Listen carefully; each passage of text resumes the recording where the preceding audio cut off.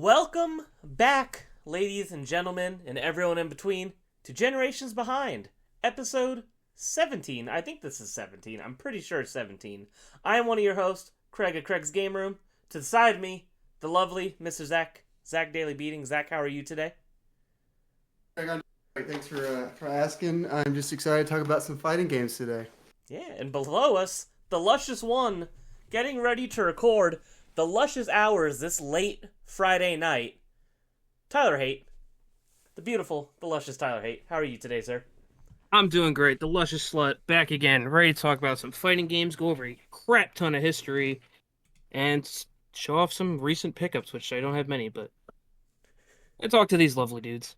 Yeah, this man did not think about how many things I've released in November over the years, and he was having a bit of a mental breakdown pre-recording going over that, so that was pretty fun. So, grab a snack now.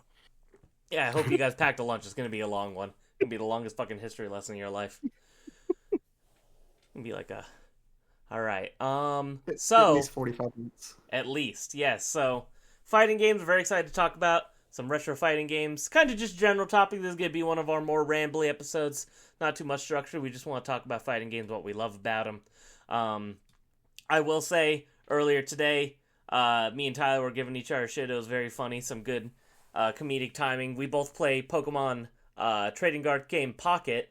I get a text from him this morning with, he pulled a gold Pikachu, and I just said, "You a bitch," and then he laughed at me, and then I opened up my first pack today, and I got the gold Charizard, and then he told me I'm a bitch. So it was just perfect timing. I'd never pulled a gold card before, so that was immaculate timing, very, very exciting, and that game is like a drug.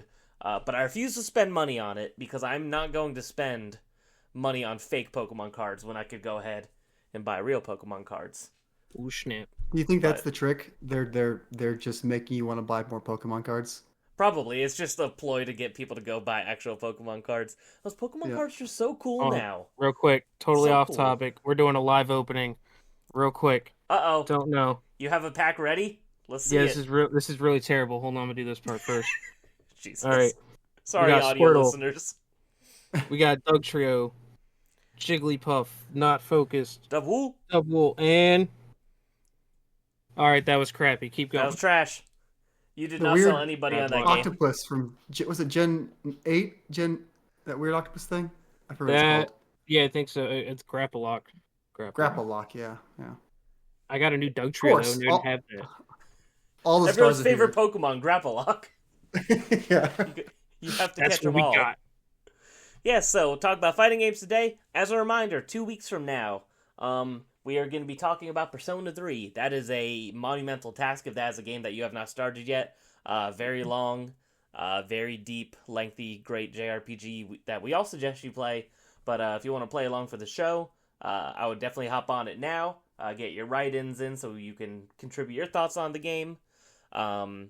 But yes, it's a long one, so if you haven't started, you might not be able to catch up yet. But we are going to try to split it into, spoilers for the second half. Try not to talk about the story too much because the story is so important to what makes that game so great. So we don't want to ruin it for anybody that wants to still listen to that episode. So I know, Zach, I guess give spoiler-free thoughts because I know you're getting further into the game. Are you liking the narrative? You liking where the story's going? You find it interesting? Yeah, I feel like for a while I was getting teased, like it was a lot of build up, and I'm starting to get into some more significant events now that I think I'm probably like 2/3 of the game at this point, if I had to guess. Yeah, I'm enjoying it. The day-to-day like interactions with the characters are still good, but now I'm getting more of the big story moments happening more frequently. So Yeah, it is a slow build, but once October hits, it's like bam, bam, bam, and it just keeps going and getting better and better. So you've hit that point finally, which is good. Yep. Tyler, you might have to watch a long play to be able to participate in that episode, but that's okay. Listen. I'm not Zach. I finish games. I will have it done. You have my word. He'll be holding up his PlayStation Portable on the final boss and be like, "I'm almost there, Dude, guys." I thought about doing that, like for this episode, like just having it right there, but yeah, so I funny. didn't do it. Oh, Zach. Tyler, have you mentioned PlayStation Portable, but have you seen the PlayStation Portal update where you can stream games off it now directly? I've seen it. I haven't tried it. Did you? I haven't tried it. I haven't tried it yet either. I meant to this before this episode, but I completely forgot about it until It's this now moment. officially a handheld. You don't Yeah, need a that PS5. made me. That actually makes me want one, even though I don't need one. Yeah. Since I have Dude, my it's Steam Deck, actually pretty good. Like, yeah. I'm almost waiting to see if there's like some sort of last minute Black Friday deal on one. I could see that happening, so I'm kind of crossing my fingers. But You need to haven't get seen that 30th anything yet. anniversary one. Get that It's great so- 30th anniversary one. So Yeah. beautiful. It is disgusting how nice that thing looks.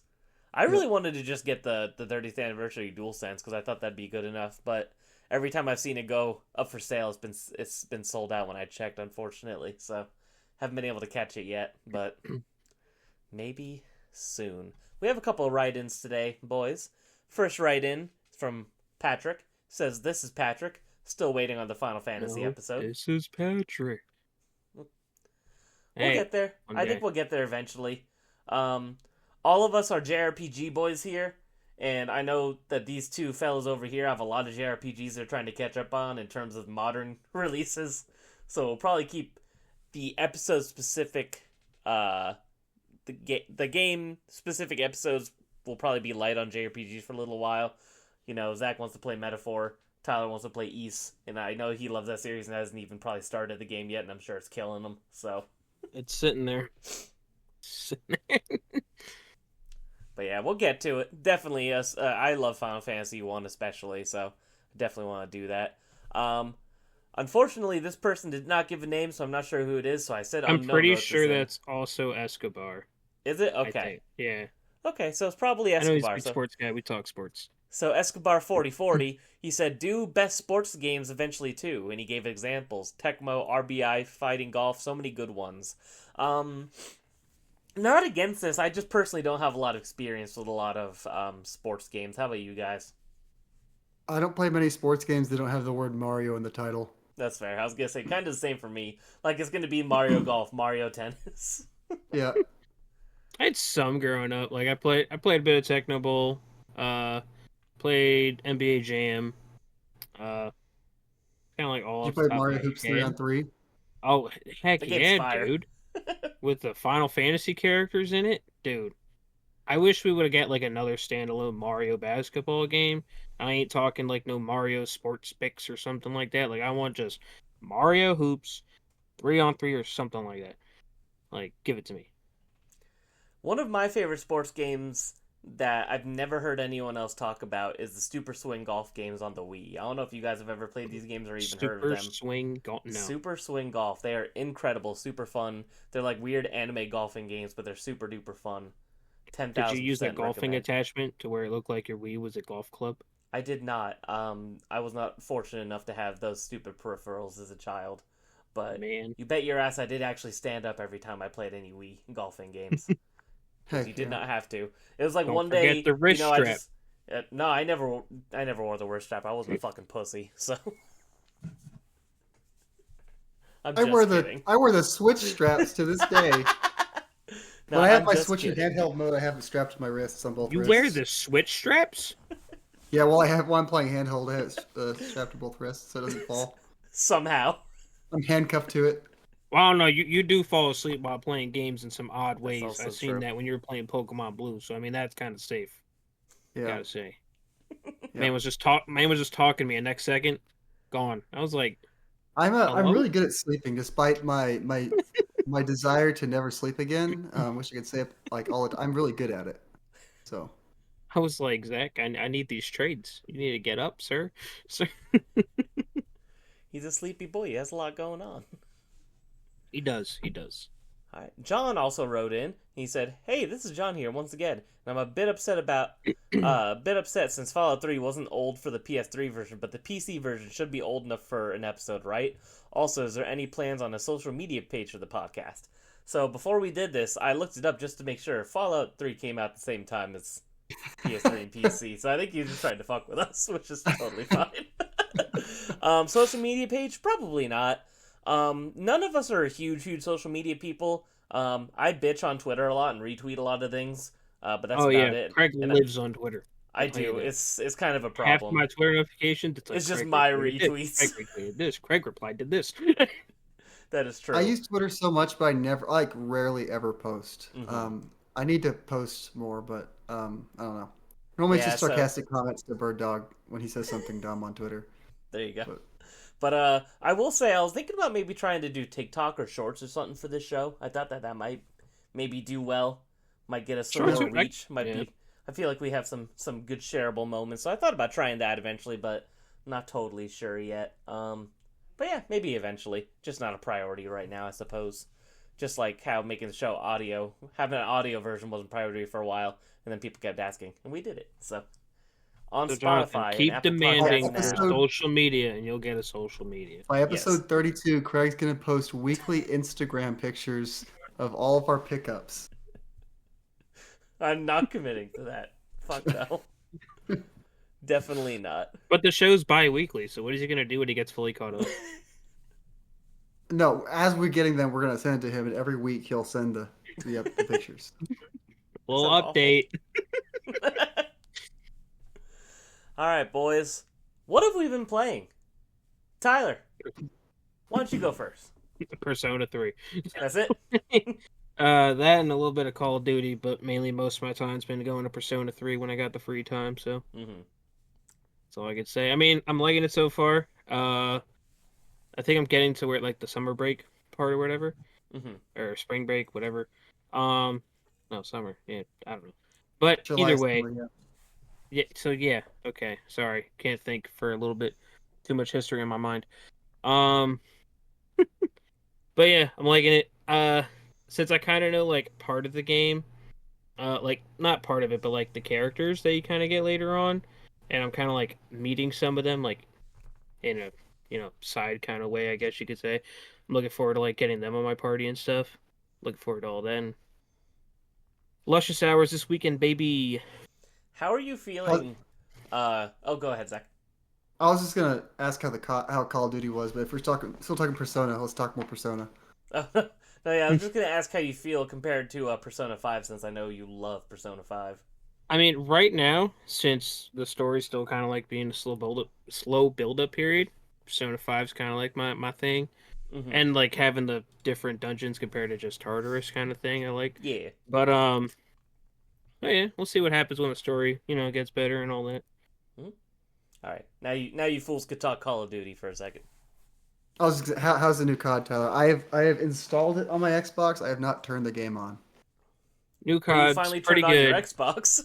I did. I downloaded 450 gigabytes worth of Game Pass games. You want to know what I finally used my Xbox again, but it was to buy the Call of Duty Vault Edition upgrade so that I can get it on my PlayStation since it's linked to your Activision account.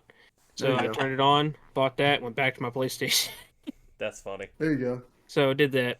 But Call of Duty's pretty good. I mean, every year I always torture myself in the beginning of every Call of Duty because I try to go for all the camos. So I always do the hard shit first. I get the melee weapons and the launchers, and so I'm just there running around getting killed a lot. And the one launcher in this game is terrible because it's not an auto lock, and you have to shoot down UAVs without auto locking onto them and stuff. No, it's a pain. That's ridiculous. Yeah, but like there's a challenge later on where you gotta do like 3-in-1 match 5 times. And yeah, no. Sounds I got it done. I got the diamond camo done. Not the other ones later on, but yeah, I always enjoy the Treyarch games. I feel like the Treyarch games are the better of the bunch. And then, you got the better zombies mode and all that stuff. New zombies map comes out in like 2 weeks. Nice. Yeah, I think I'm gonna jump in and play the campaign first, just to like get my feet wet. I haven't played a Call of Duty in a couple of years, so I mean, hey, now they got that hardcore skill-based matchmaking, so I'm sure you'd be fine. I might find you in a match and put you in your place. Well, I'm a little better than you, but okay. Hey. Whoa, whoa, whoa, whoa! Still waiting. Still Who waiting for I'm this. you're here talking to. I Still had to waiting. stop playing because the game was too easy for me. I put that stuff in my past. Yeah, okay. That's why you said you need to get your feet wet first, right? If you were that good, you shouldn't need to do that. You're right. I will say when Call of Duty Ghosts came out, and He's I like, got "You a got PS4. When Call of There Duty you go, Ghosts Craig. came That's a out, clip. and I had a PS4 before everybody. I was just playing free for all on Call of Duty Ghosts, and I got Yes. to like top 50 in the world in free for all because I was just playing it by myself, like Holy shit. for Dude, like demon hours. So little side note. I know we're talking Call of Duty a lot.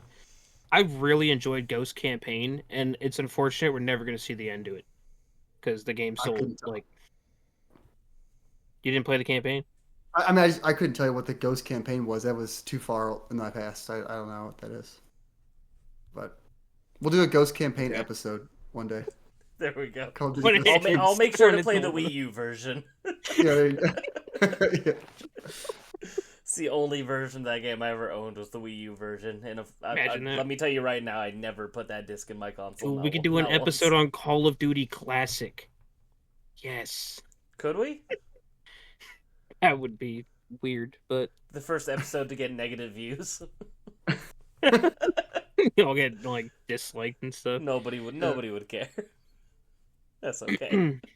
Zach, what have you But been also- playing? Oh, go ahead. Sorry. Well, I was just gonna say, also waiting for Zach to get some time trials up on Astrobot. Oh, I I'm need to still do that. You're fucking right. on all Yeah, of them. you're right. I'm letting you think you have good times. I need to get on there. Oh and- yeah, yeah. Okay, you're right. Thank you for Yeah. the reminder. Well, you're welcome. So I might do that tonight. I'm still playing through Persona 3, like mentioned. I am enjoying the story more as I'm getting more stuff. I enjoy the combat itself. I will say I'm getting a little tired of the concept of Tartarus. Mhm. Tartarus is starting to wear on me. I don't hate it. I think I need to stop doing every chest, every door, every enemy, everything. I need to start just running to the stairs and just getting it over with. Because I think it's just taking me too long. Is what's getting me. It's like I'll be in Tartarus for like 3 hours. So I need to like just get that going a little quicker. I gotta know, is that what Craig did? Did he Hmm. eventually just start rushing to the stairs? Yeah, at some point, because you get to the point where you don't need, you have enough of whatever items you need, and you're leveled up enough. You don't have to do every single encounter. You don't need to do every special door or whatever it is. It's not necessary. Yeah. And that is most people's biggest issue with Persona 3's Tartarus, just because it's literally just one big dungeon for the entire game. I to this day, it's like I've played Persona 3 FES, I've played Reload, I've played most of Portable, and I still don't know how I feel about it, because part of me thinks it's kind of cool that there's one dungeon in the entire game, and there's something really like, I don't know, it's like demanding, but in a cool way, that the game wants you to be like, they're like, this is it, this is your journey, the entire way, you're gonna get to the top of this thing that feels totally endless, and then it'll be worth it at the end. And I think it's kind of cool that it demands that dedication from you, but it definitely does have moments where it feels stale, especially when you're like, oh, I've been through 30 floors and not even the color of the walls have changed in a while. So I think that's what's getting me is the way I'm playing the game is during the week I'll have maybe an hour and a half, 2 hours to play the game on a regular night. So sometimes I'll be playing the game and I'll like a couple sittings in a row will be no battles, only social link stuff, and then the next couple sit downs will just be Tartarus, no social links at all.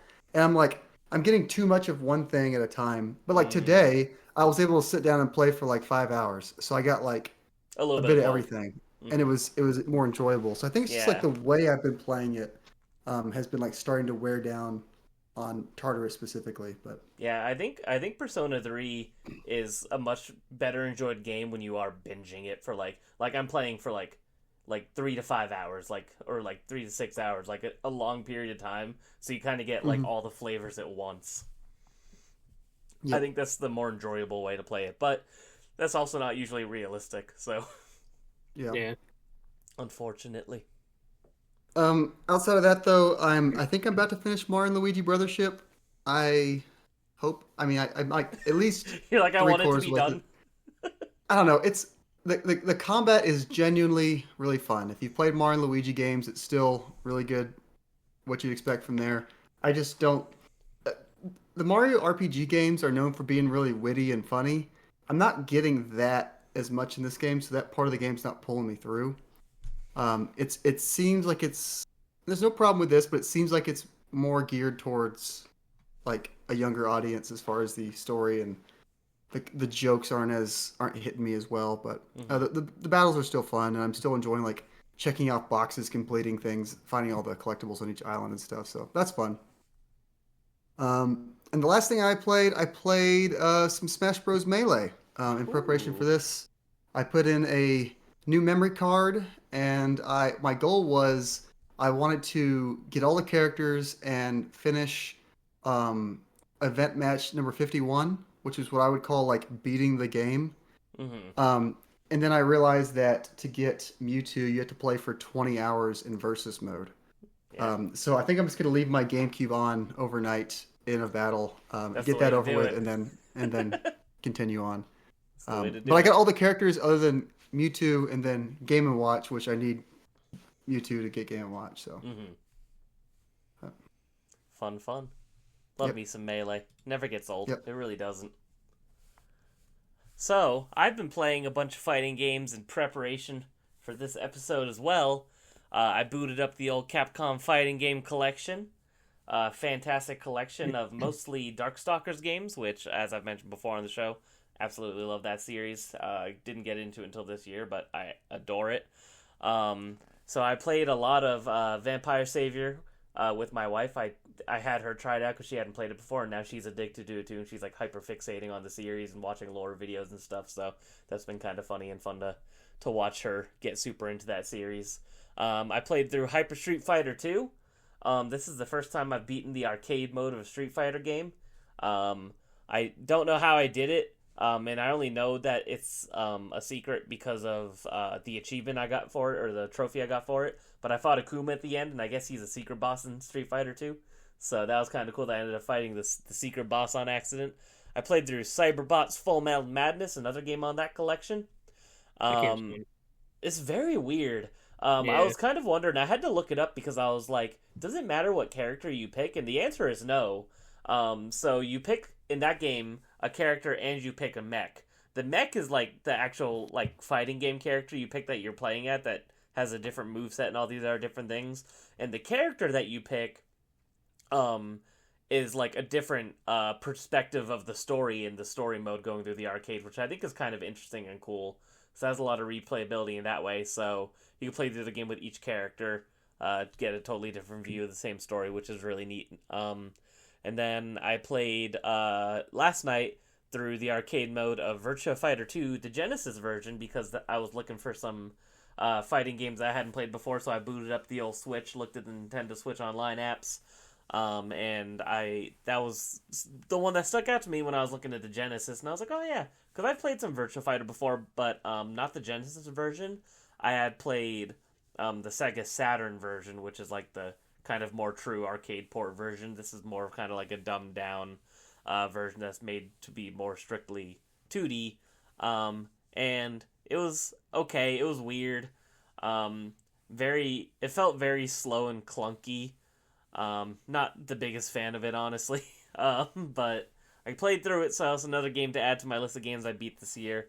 Definitely would recommend just playing the Sega Saturn version if you have the opportunity. Yes. Hello, sir. I am also a newcomer to these fighting game collections. If I beat the arcade mode, do you think that's justifiably for me to put that on my games beaten list? I think so. Okay. Because usually in most fighting games, there's no other mode except for the arcade mode. Or like a Yeah. versus mode. And then usually, every character might have like a different end screen or slightly different storyline or something, but for the most part, it's all the same. So I say beating a game through the arcade mode for one of these kinds of games, I think that counts as a checked off game beaten. I always put it on my list personally. So, Sure. Okay. Cool. hmm Well, then I'm gonna put but some games in my list then. hell yeah. And then the last game I've been playing, not related to fighting games, has been Fire Emblem Echoes Shadows of Valencia. This was a very late 3DS release, so a lot of people I think skipped out on it because the Switch was already out. That's kind of why I never got around to finishing it, just because at the time I was so enamored with the Nintendo Switch, with that being the new Nintendo hardware. And it's very, very good. The music is absolutely incredible. The soundtrack is so good. Heck I yeah. I think that it might be my favorite art style for a Fire Emblem game. I really like the way that the characters' designs look, the way that they're colored. I feel like this game is much more heavily voice acted than most other Fire Emblems. Yep. Pretty much I think this everything is is the first. voiced, which is cool. I think it's the first one that was fully voice acted. Because Yeah. like Fates had a lot of voice acting, but still Hmm. had the huh, Hmm. like that Yeah. thing for the characters. I think Shadows of Valentia is the first one that had like every word was spoken. Yeah, it has a lot of production value. I feel like for a 3DS game, which is really cool, and I've really been enjoying it. But I was telling Zach slightly before the show, I don't know if I just suck butt or if it is hard, but I have been struggling. I've been on the same map for like a couple of nights now, and for the life of me, I'm just not able to get past it without. I guess I don't want to spoil anything. There's a possible character that you can recruit if you don't accidentally kill them, and I keep accidentally killing them and I've already lost 2 units because I'm playing with permadeath on because I feel like that Fire Emblem's best enjoyed that way, and I don't want to lose out on another unit and have to struggle even more if I keep as I go on. So I've been trying over and over again, but it's like I cannot figure out the way to beat this map and make the character that I need to save survive. So That part of the game does get really tough.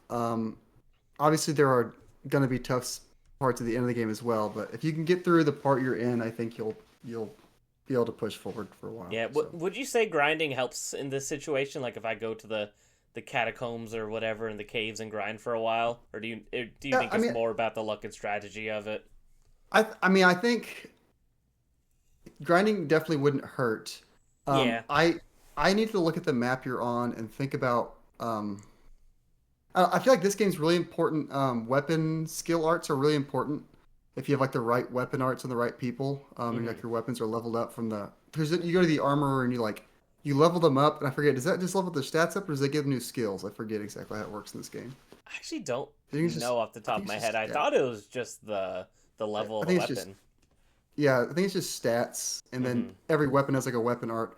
I feel like I feel like that's a pretty important key to this game because I know Hmm. I watched a playthrough when this game was like near launch. Someone did a LTC of it, a low turn count run of it, Mm. and they were really abusing some of the more broken weapon arts and just like using like low level characters to beat high level bosses. But we're talking like made in a lab, how to beat the game, like people doing calculations and stuff. So I don't think you need to do that to beat Nah. where you're at. But I don't know. I would just say maybe mix up the skill art you're using under weapons. But I have to look at the map. Yeah, because it's tough because um if you get rid of the commander of that map, then you're in the safe zone for um the character that you're trying to save and recruit afterwards, but you still have to route the enemy. So it's like you could try to bum rush, everyone you can over to that one spot, but then you still have to make it back and kind of Yeah. hold off on everybody. It's tough because the character you're trying to save too can also warp across the map, and that's Oh totally yeah. random whether or not they do that. And it's like they might just warp, like they kept warping to one of my archers, and then my archer just one shot her, and I'm like, cool, now I have to go back and try this again. So, and then That's fine. I'll try something sneaky with Alm, and then Alm will die, and I can't even cheese the turn wheel because you get an auto game over if he dies. That So is so dumb it that is doesn't. so So that dumb. they fixed that in Three Houses. If your commander dies, it Hmm. just auto turn wheels. Hmm. And for some reason in Shadows of Valentia, if your commander dies, you game over It's instead so of letting frustrating. you turn wheel that. Because if anyone else dies, you can turn wheel and fix it. But Hmm. it's Yeah, dumb. but It's and weird. it's extra annoying because there's been times where it's like, I've definitely had the Fire Emblem experience of they have a 20% chance to hit me, like 1% chance to crit, and then somehow they hit me with a crit. And I'm just like, fuck this Yeah, game, dude. yeah, Like yeah, that happened when I was playing that map, and I was like, this is why I hate Fire Emblem sometimes. yeah, I'm like, the math yeah. definitely ain't mathing because if I had a 20% chance to hit you with a 1% crit, I definitely wouldn't fucking hit it. No, yeah. You never get that lucky, but it seems like the enemy gets very lucky sometimes. Yeah. Absolutely brutal, but I am enjoying it. I love me some Fire Emblem. I've definitely been on a kick. After this, I want to go back and finish Three Houses. And I was trying to see if I could find a cheaper version of Engage, but I haven't been able to find it for like less than $35. So might just wait a little bit, or I know my sister has that game and she lives down the road, so I might just go steal it from her and Yeah. see if she notices. So Engage is a really fun mhm. game for like series fans. There's some good little like Easter eggs and Yeah. bonus Mhm. maps. I know thanks to it, I've been able to have Lucina as my Nintendo Switch icon for a very long time, so I was very excited about that. Lucina is my fucking girl. So, one of my favorite characters in all of video games. Alright, boys. I know we have some video game collection pickups to share. Who would like to go first? I'll go first this time. Alright. Knock it out. Knock it First out. one, I got new Dragon Quest 3 HD 2D. I'm Nice, very nice. excited to play this. I have not played Dragon Quest 3, but it looks very pretty, and I'm kind of in the mood for like an old RPG. I've been playing a lot of like current year RPGs, and I want to get something like real down to the basics. So I'm looking forward to playing this. In the videos I've watched, it looks very pretty, so I'm very Yeah, excited. it does. I definitely want to check that out. I'll be playing that after I finish Mario and Luigi. Other thing I picked up, I bought the Capcom Fighting Collection. Woo. And when you were naming those games you were playing, I was reading them off the back. Oh, that's why you were looking down. Yeah, I was. I was like, damn, Um, both these bitches are bored with me. They're looking at their phones. No, I was looking at the games in the back here. That's funny. I'm kind of interested. I want to try Super Puzzle Fighter? Is It's that just like It's so is it fun. like Puyo Puyo while fighting? Like Kinda, a fighting yeah. It's game? like, yeah, it's not really fighting. It's mostly just like it has some Darkstalkers and some Street Fighter characters, but it is super duper fun. It's one of my favorite puzzle games ever. I've played the shit out of that. Nice. Yeah, so Super spoiler, I didn't play this game yet, but I did buy it because one, this episode kind of inspired it a little bit, and two, with the Marvel versus Capcom Fighting Collection coming out, I wanted to get this, and then the second Capcom Fighting Collection that'll come out next year, I wanted to have them all physically. So Hell this one, I yeah. guess they reprinted because I feel like this was a long time ago. Yeah, It must and have gone back in print. and it was floating around like $60 to $80 for a while on all versions except for Xbox because, RIP Xbox collecting. But then they did reprint Rob. it, so that's why that's how I got my copy recently as well as I got it through the reprint. So because I had it digitally through Steam because I got it from a Humble Bundle, and then that's how I just absolutely fell in love with all the Darkstalkers games, and I was like, I need something, so now I have physical representation. Yeah, I decided to go with the Switch. I was going back and forth between like PS4 or Switch, and I decided to go with Switch. You are low Um, key a pretty big Switch collector, so I got it. Oh, there's my. That's your all. sea I of have red. almost 100 physical Switch games, but I've got like 100 digital Switch games also. So And there's probably My 5 Switch- that aren't alphabetized correctly, but we'll get that That's to also another day. true. But yeah, Xenoblade Uh. 2, Xenoblade 3, Xenoblade Chronicles Definitive Edition. God, you're Um, disgusting. man, problems. And then my last pickup, I was actually on like travel, and I went to a game store in the place I was at, and I got me a Pilot Wing 64 Ooh, look at that. complete in box. I Man, have some of the other inserts behind the computer, but I got the manual and then the old cartridge, kids to Nice. adults rating. You have half of the launch lineup physically now for the Yeah, I need to get N64. I need to get a box and manual for my Mario 64. I played Pilot Wing 64 for the first time on NSO, and I really, really enjoyed it. It's one of my it's as if you watched the episode we did, it is one of my favorite N64 games. So I was glad to pick this up physically. Now that I have a little bit more space post move, I'm starting to make a list of all the games I want to get. And I'm going to start trying to fill up. I'm going to get another one of these shelves and start trying to fill some stuff up. So that was my first one in my journey of collecting cardboard. So I gotta And say, they filled it shout all up, out, and he was like, "Damn."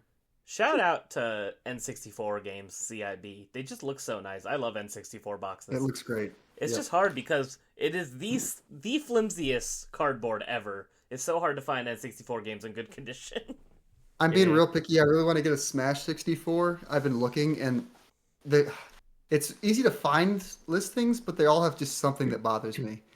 So it's like, but we'll see eventually. They're out there. You just got to be willing to pay up, unfortunately. Yep. Yeah. Tyler, what you got? All right, so I got a couple things today. Stopped at the good old GameStop. Ooh. Went to pick up a pre-order, but of course I gotta shop around, look around, see what they got.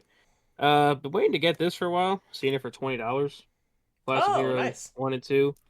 Apparently GameStop had it for $20, and I was like, all right, I'll pick it up. And it's not a GameStop new copy. It's actually sealed. Surprisingly, they got more than one copy. I believe those were Atlas games on the PSP, if I remember right. Were they? I know Yeah, it, I like think they they were always look Atlas interesting to published. me, Mm-hmm. and I was like, oh, it'd be cool to play them. And then they did that, and I was like, all right, I'll play them like Yeah, that. that's a great price. I might need to go back to my GameStop tomorrow and see if they have it. Hey, I do it. Then of course my pre-order, Marvel vs. Capcom Fighting Collection, Hell yeah. which cool thing about the physical release, yeah, it came out like a month after the digital release, but if you look right there, it comes with a comic book, and we're gonna open this thing right now. Oh my gosh, an It, unboxing. yeah, live unboxing. Probably would have been smarter to have something to like open this with. So we're just gonna use this right here. Okay, I used an Allen wrench. That's what I used. There you go. Uh, An Allen wrench? He always He's has got one one of those, like, handy. there You you said go. one laying around just in There case? you go. You never know. So open this bad boy up. And also, little collecting tip. You see that little sticker? You put that inside the case because crazy. you got to keep it. You're No, crazy. no, it's what you got to do. It came with the game, dude. You'll not ball up the plastic for all your games and shove it in the box like I do? No, I hope you don't do that. Um, I have all the Alright. plastic, so it's all committed CIB. so don't worry, Complete Christian. with I told seal. them the Complete sticker with stays seal, with yeah. it. Sticker goes in the case. Also, look how small that fighting or the That little baby art book comic is. book. Like, man, Capcom on the back. They had to do it to fit in the Switch case too. Can you make me feel a little better? I fully intended, like I said, planned on buying that game for the Switch, but I decided we're doing a white elephant thing for my for Christmas, my family, and I put that game on like what I want for my list. If that game gets purchased in 2 weeks, will it still have the comic book in it, or is it only like launch day copies? I don't think it's only launch day, but then also considering with the first Capcom Fighting Collection, I mean, I don't know how many prints this thing's gonna get, or how many runs. Yeah. I don't know. I feel like, sometimes you'll go buy a game from, you'll buy like God of War, Ragnarok, and it'll still be day one edition if you buy it right now. So, Yeah. So I wouldn't worry about it too much. yeah. I mean, as long as it has the sticker on the seal. I mean, Yeah, I hope so. Then you'll know. Because I really You'd want be that able to comic tell. book. It's kind of okay. hard to Other read than because it's a comic book for ants, but it is cool that it's there. I got two more things. I got something that's gonna help me retire soon, which is Sonic Cross Shadow Generations on the PS4. Cool thing about this, I mean, if you don't know, Limited Run Games was the only ones that did a North American version for the PS4 version. And so I've been following it since I got it, and two sold on eBay for $100. And now there's only two left on eBay, and they're both for 1,000 plus. I doubt they're going to sell for 1,000 plus, but that's what they got them listed for. Just the So- game, not all the collector shit. Just the game. What drives me crazy about limited run games getting so expensive like that is that they're open pre-order for like months. And it's just like you couldn't have just bought it within those 3 or 4 months that it was around, and now you're willing to spend hundreds of dollars on it. Yeah, That's crazy to me that happens so frequently. and I don't know. I don't know. I kind of want to just keep it sealed because why not? And then just buy a PS5 copy, but then also kind of just want to open and play it. So I don't know. We'll see what I Is that game that- actually I would actually keep it sealed just because it probably is going to be a very scarce PS4 game. Not like it's not going to be like a poop slinger, but it's like if you're looking for like Sonic games that are going to be harder to come across one day, that is actually going to be one of them because I guarantee not many people pre-ordered it. So It's true. I think. Does it even I have think an it's on. upgrade path? Or Yeah, it does. It says PS5 upgrade available. okay, I was gonna But- say you should just get the PS5 version anyway. But Yeah. Well, I think the PS5 version, I think at Target's gonna be like $35 for Black Friday, so I might just do Ooh. that. good to know. So for y'all that Oh, don't yeah. know, Don't you guys love that Black Friday started like a month ago already? It's like not even In a thing October. anymore. yeah, Yeah, it's Yeah. just seriously, there's so Just much I things- want to get to. I want to get Metaphor. I want to get the Patrick Star game. Yeah, There's, like, Metaphor 8 I other think is games going I to be wanna like get. $50, which is pretty good for how recently Yeah, I it haven't came even out. turned my Metaphor on yet. I bought it day one, and it's already on sale for $20 less than I bought it. But there's something I really respect about you, Mr. Zach, is that you buy every game at launch, even if you don't plan on playing it for like months. Talk about Heck supporting yeah. the devs. Supporting the devs. Yeah. I'm paying the bills. And I then like to buy games that I want to play, even though I know I can't play them when I buy them. That's fair. Hey, if you have the means, why the hell not, right? yeah. And then one last thing I got, fellow friend Retro Buy and Sell on Instagram. He put together a own physical release for a Pokemon ROM hack called Pokemon Snakewood. He did a box, manual, everything. They're numbered out of 75. Nice. That came in the mail today, How cool. so got that bad boy. I got number 25 out of 75. You're like a Nice. Draco So yeah, Charizard in the front. it's like a zombified one. It's like That's a fun. post-apocalyptic Pokemon Ruby, is what it is. But Hell yeah. so yeah, In a world where Groudon won or something, or what? it is. Yeah, I'm not gonna read all that, but yeah, I don't even know. It just says, imagine waking up in a devastated Hoenn region, a place you once knew now overrun by zombies and demonic trainers. This is the eerie and enthralling world of Pokemon Snakewood, a fan-made ROM hack of Pokemon Ruby by the mysterious developer Hutlerin. Don't out them. Don't out them. Nintendo's Oh, watching this. oh, Wow, that's true. I can't believe you just doxed them. Yeah. Tyler, There's- you piece of shit. In this, screw it, I'm gonna read it. In this dark adventure, you start with no memory, navigating through a post-apocalyptic landscape to uncover the truth behind the catastrophe while searching for your lost brother. The game is filled with twisted versions of familiar Pokemon alongside new and terrifying Pokemon, all adding to an unsettling atmosphere. Retaining the core mechanics for traditional Pokemon games, Snakewood introduces thrilling new elements like intense zombie battles, unique items, and complex puzzles wrapped in a gripping, horror-infused storyline enhanced with modified graphics and haunting music. This game offers a chilling and challenging experience for any Pokemon fan brave enough to delve into its depths. That's Brave a lot enough. of text for a tiny box. Yeah, Yeah, for real. I just read all Cool that. beans. That's cool. Pokemon ROM hacks are always something I'm semi interested in, but I never end up following through and finishing them. Like I've tried Radical Red and a couple of other ones, but I always end up just being like, I should just probably play the real Pokemon games I haven't beaten yet. So Yeah. One cool thing he did for this one too, he also included like a Pokemon card. He How did fun. like Oh. there's a Snorlax in this game, but it's like Gorlax, and he did a That's Pokemon fun. card of that. I like that. That's So that was fun. pretty cool.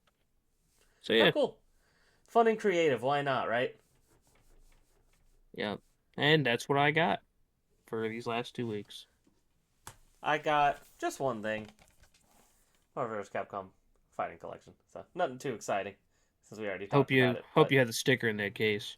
No, You I d- actually you- made sure I tore the sticker off on purpose when I took the plastic off. Oh, did you keep the plastic? Yeah, I put it in the case, of course. I'm not Okay, going to throw okay, the makes- plastic away. Yeah. Makes sense. Let me Okay. see. I'm Let me a see the real comic collector, book. actually. Let me see the comic book. I want to see A your little comic baby. book.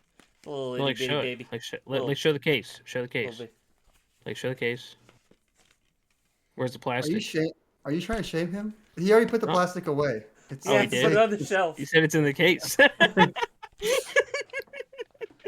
What if I did a game room tour one day and I just had an entire shelf of just the plastic for my games just crushed into them? That'd be great. But no, yeah, I'm very excited, of course, to play some Marvel vs. Capcom 2. I'm actually probably going to play it after we're done recording just because I've been dying to play that game. I'm take for a ride. Love it. But yeah, so very excited to finally have that. I've been so tempted to buy the digital version, but I just knew the physical was going to show up in the mail any day now. Couldn't remember the release date, so I actually didn't know it was coming out today until I came home and I had an Amazon package on my front porch. So that was a nice surprise to open it and be like, oh shit. We should Yes, it definitely was play so online sometime. Yeah, that'd be fun. Fuck it, let's all play online tonight. We Good. could. We all have the Sure. PS5 version. This could happen. Well, Some one of us gaming has with the the- PS. Well, oh, y'all have to download the PS5 version still. Y'all have the PS4 versions. Yeah. And you have to upgrade for free. Mm. At least I got plastic. Actually, does it even have a PS5 version, or is it just No, PS4? I'm pretty sure it does. I think it's man. just I think it's PS4. Damn it, I lied. Red I'm bar sorry. of death. Apologies. You just made a fool of yourself for I did. everybody to see. I would like to apologize. I'm embarrassed. Daily There's no Beatings apology versions. video. I messed up, like the thumbnail. So Doing the shrug. I messed The video up. just Sonic called We Need Adventure to Talk. DX does go before Sonic Adventure 2 Battle. no. Yeah, D yeah, comes yeah. after 2. Anyway, let's get on with it. I don't want to Ugh. dwell on that. Ugh. All right, Tyler. Our next This topic. is time for the longest history lesson any of you will ever sit through. Should I just like say it like November 12th, 1999? A low, thick fog. Capcom releases the Resident Evil 3 Nemesis for Video the game. PlayStation. Yeah, video game for the PlayStation in the US. Okay, we're gonna go a little quicker now. Hope y'all got your snack. Hope y'all got a Yeah. drink. Everything. Hope you packed a lunch. 2003, Nokia confirms that hackers have cracked anti-copying protection in games designed for the N-Gage video game system. Yep, video game What a system. shame. They're doing so well up to that point. It really that was on. the downfall. Yeah. That's almost why had they it. stopped, dude. That's why the Engage failed. They were Yeah. they were to the moon, making the Game Boy Advance look like a schmuck. Oh, man. But then the hackers had to ruin it all. But Those damn hackers. moving on. November 13th, 1982, Scott Safran of Pennsylvania scores a world record of 41,336,440 in asteroids.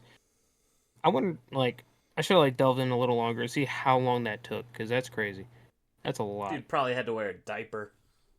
Probably. I mean, packed multiple lunches.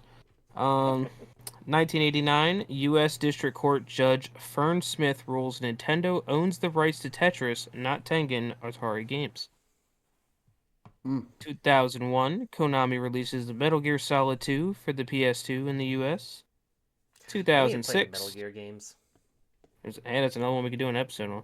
True. 2006, Nintendo releases Yoshi's Island for the Nintendo DS. 2011, Nintendo releases Super Mario 3D Land for the Nintendo 3DS. It's kind of crazy. It was that long ago Super Mario 3D Land came out. Love that We're game. It's so fun. So underrated. People don't Yeah. talk about it enough. November 14th, we got 1996. Sega released Sonic Blast for the Game Gear. 2000, Sega released Sonic Shuffle for the Dreamcast. Let's go! I love Sonic 2000. Shuffle. I don't care what anyone says. As a Sonic fan, I've never played it. It's I not can't good, give you any thoughts. but I'm really nostalgic for it. I played it a lot more than I played Mario Party as a kid, honestly. Would you say it's better than Mario Party? No, definitely not. Okay. But I was able to play as my boy Tails, so if I could either be fucking Luigi or Tails, I'm gonna pick Tails. That's true. Also 2000, Square releases Final Fantasy IX for the PlayStation. 2002, Microsoft officially launches Xbox Live online gaming service in the US and releases the Xbox Live Starter Kit in the US. Price is $49.99, including a 1-year subscription to Xbox Live. The service requires a broadband internet connection. What a time to be playing online in 2002. I played Wonder how many people just are a they little actually bit of Halo 2 back in the day on the original Really? Xbox Online. Yeah, I never did anything like PS2, Xbox Online. But Yeah, because I had a neighbor who wanted us to do it, so we had my dad get it all hooked up and ready for us when we played online. It was like unbelievable. It felt weird, like knowing like we didn't even have like a mic or anything, so I couldn't even talk to them. But it was just cool knowing that like it was them. It was really cool, fascinating for Nice. young me. Halo 2 goes before Halo Combat Evolved on the shelf. You're on thin ice, buddy. we're hiring for we're taking applications for a new co-host. Just saying. The only job skill you need is to be able to alphabetize your games correctly on a shelf. The bar's Properly. pretty low. And I mean, if you know video games, that's a plus. Yeah, if you play video games, that's a plus, but not a requirement. You know, If you watch yeah. long plays, that also is acceptable. Just someone who knows the alphabet. That's what we're looking for. You know the alphabet, and you know games chronologically releasing. You'll be fine. Yeah. If you're Hit me subscribed up. to Long Play Archive on YouTube, that is good enough. Yeah. It's a good Send your channel. resume. It Send is. your resume to @thelusciousSlut on Twitter. All right. Get a fire rate. 2005, Nintendo releases Mario Kart DS for the DS, obviously, in the US. Underrated. 2005, McDonald's and Nintendo launch a free Wi-Fi service for Nintendo DS users in thousands of McDonald's restaurants in the US. The service is provided by Wayport and paid for by Nintendo. Hell yeah. Heck Side yeah. note, December, the McRibs coming back to McDonald's. Just saying. Ew. Just letting you know. And they got Mario Kart toys right now. Oh, that's fun. I didn't know that. Ooh, I might have need to like, get some of those. there's 10 of them and I got 7 so far. Damn. Yeah. I know someone that works at McDonald's, so I get like, You got to Yeah. hook up. yeah. I'm only missing Mario, surprisingly, Toad, and Bowser. I'll have to look for you because there's somebody in my town that always has like the toy displays after they switch them out. So I'll have to keep an eye out. That'd probably be a bitch to ship to you, but it would be really cool if you had the McDonald's toy display for the That would Mario be Kart so toys. cool for Yeah. a room. Oh, That would be man. really cool. Dude, one I always wanted was like the, what was it, Sonic 3 for the Oh, toy yeah. display? Mhm. Dude, that was so sick. It I'd is love really to have cool. it. I got the one for Crash Team Rumble, but like nowadays, theirs are kind of like, it's just toys taped onto them. Mhm. There's like no Not the background. actual toys, Yeah. yeah. Where are we at? 2006, THQ releases WWE SmackDown vs. Raw 2007 for the PS2 and the 360. That wrestling game was great. Saying y'all probably didn't play it. Well, I know you probably didn't play it, Craig. Zach, you might have. I don't know, but no. Okay, moving Did on. not. We're uncultured. It's okay. 2006, Capcom okay. releases the Capcom releases the Capcom Classics Collection Volume 2 for the PS2. Included are 20 games, some of which are Super Street Fighter 2 Turbo, 1941, Strider, Knights of the Round, and Quizzard Dragons. Neat. 2006 as well, Square Enix released Final Fantasy 3 for the Nintendo DS. 2006 as well, Midway releases Mortal Kombat Deception Unchained for the PSP. Fighting game. Hell yeah. 2010, Nintendo released Mario vs. Donkey Kong Mini Land Mayhem for the DS. Only one I played of that was like March of the Minis, Yeah, me I too. think. I only Yeah. played the whatever the first one's called. If it's just I think it Mario was just versus Mario Donkey vs. Kong. Donkey Kong. No, I probably Mhm. played that one too, so I played that one in March Yeah. of the Minis. I liked the original Game Boy Advance one, but when it got re-released on the Switch this year, I had no interest in buying it again. Yeah. November 15th, 1982, Atari signs an agreement with Nintendo for the worldwide license of Donkey Kong and Donkey Kong Jr. For the Atari home computers. 1993, Sega releases Sonic Spinball for the Genesis and Game Gear. 1996, at the Pacific Science Center in Seattle, Washington, over 5 days, 3,000 participants rate 57 video games. Top pick is Super Mario 64 for the N64. So I mean, if they would have like increased that to 58 and threw Sonic Adventure in there, I think we would have a different outcome. But that's for another probably day. true. That's definitely true. 1999, Nintendo releases Donkey Kong 64 for the N64 in the US. Included within the game is the original Donkey Kong video game. 2001, didn't know that. Microsoft. Yeah, I just taught myself too today. So, 2001, Microsoft launches the Xbox game system in North America. Price is $299. System features 4 controller points, 1 controller, 8 gigabyte hard drive. That is really low considering nowadays. 733 megahertz internal Intel main processor. Yeah, all that yabba yabba. Games come on dual layer DVD-ROM disc that can store 9 gigabytes of data. So I feel like 8 gigs was a lot for back then, honestly. Hmm. I'm trying to think about it. Nintendo's using blocks, where the hell a block is on the GameCube. Yeah, how does that convert? It was the block to gigabyte ratio. launch lineup included Dead or Alive 3, Oddworld Lunches Odyssey, Halo, and is that really it? Which Yeah, I Halo? guess that's it. No. Halo 2 because it comes first on the shelf. Yeah, Halo 2 is the first one on the shelf, so I always forget that Munchie's Odyssey was a launch title. Then in 2004, Nintendo released Donkey Kong Country 2 for the Game Boy Advance. 2004 as well, Nintendo released Metroid Prime 2 Echoes for the GameCube. 2005, EA released Half-Life 2 for the Xbox. 2005, Need for Speed Most Wanted got released. The best Need for Speed, by the way. I don't know if you all play Need for Speed, but Most Wanted's the best one. I've heard that. Stand on that hill. Now I lost where I was. Okay. 2005, Age Tech released Wild Arms Alter Code F for the PS2 in the US. I never played the Wild Arms series. It's one I always wanted to get around to. But Yeah, I would like us to do an episode on the first Wild Arms eventually. I started it and I never finished it when they added it onto PS5. So I want to get back to it because I enjoyed what I played of it. It's one of those things where just you get distracted, unfortunately. But I think that'd be a fun episode of a niche or Sony IP for us to cover. I know next to nothing about that series is it's an RPG, right? Mm-hmm. And it's like you're a yeehaw cowboy. Yeah, it's a Wild West JRPG. Okay, yeah. 2005, Namco releases Pac-Man World 3 for the PS2, Xbox, and GameCube. 2005, Sonic Rush was released for the DS. Also in 2005, Shadow the Hedgehog was released for the PS2, Xbox, and GameCube. Hell yeah. I want to replay that. I haven't played that in so long. Oh, the movie next month. I'm excited. Very excited. Isn't the price of that... would y'all talk about this, Craig? You and Christian, isn't the price of that game going up? Yeah. Yeah. Because of the movie coming out? That's so funny. It's weird. It's kind of been on an incline for a while. I remember about a year or two ago it was like floating around like $80 all of a sudden and then it went back down. Now it's coming back up, probably because of the movie hype. And you know what? Also because people are growing up and realizing that game isn't so fucking bad. So... and the soundtrack's banging. All of Me is one of Crush 40's best songs. Yeah. I will say it.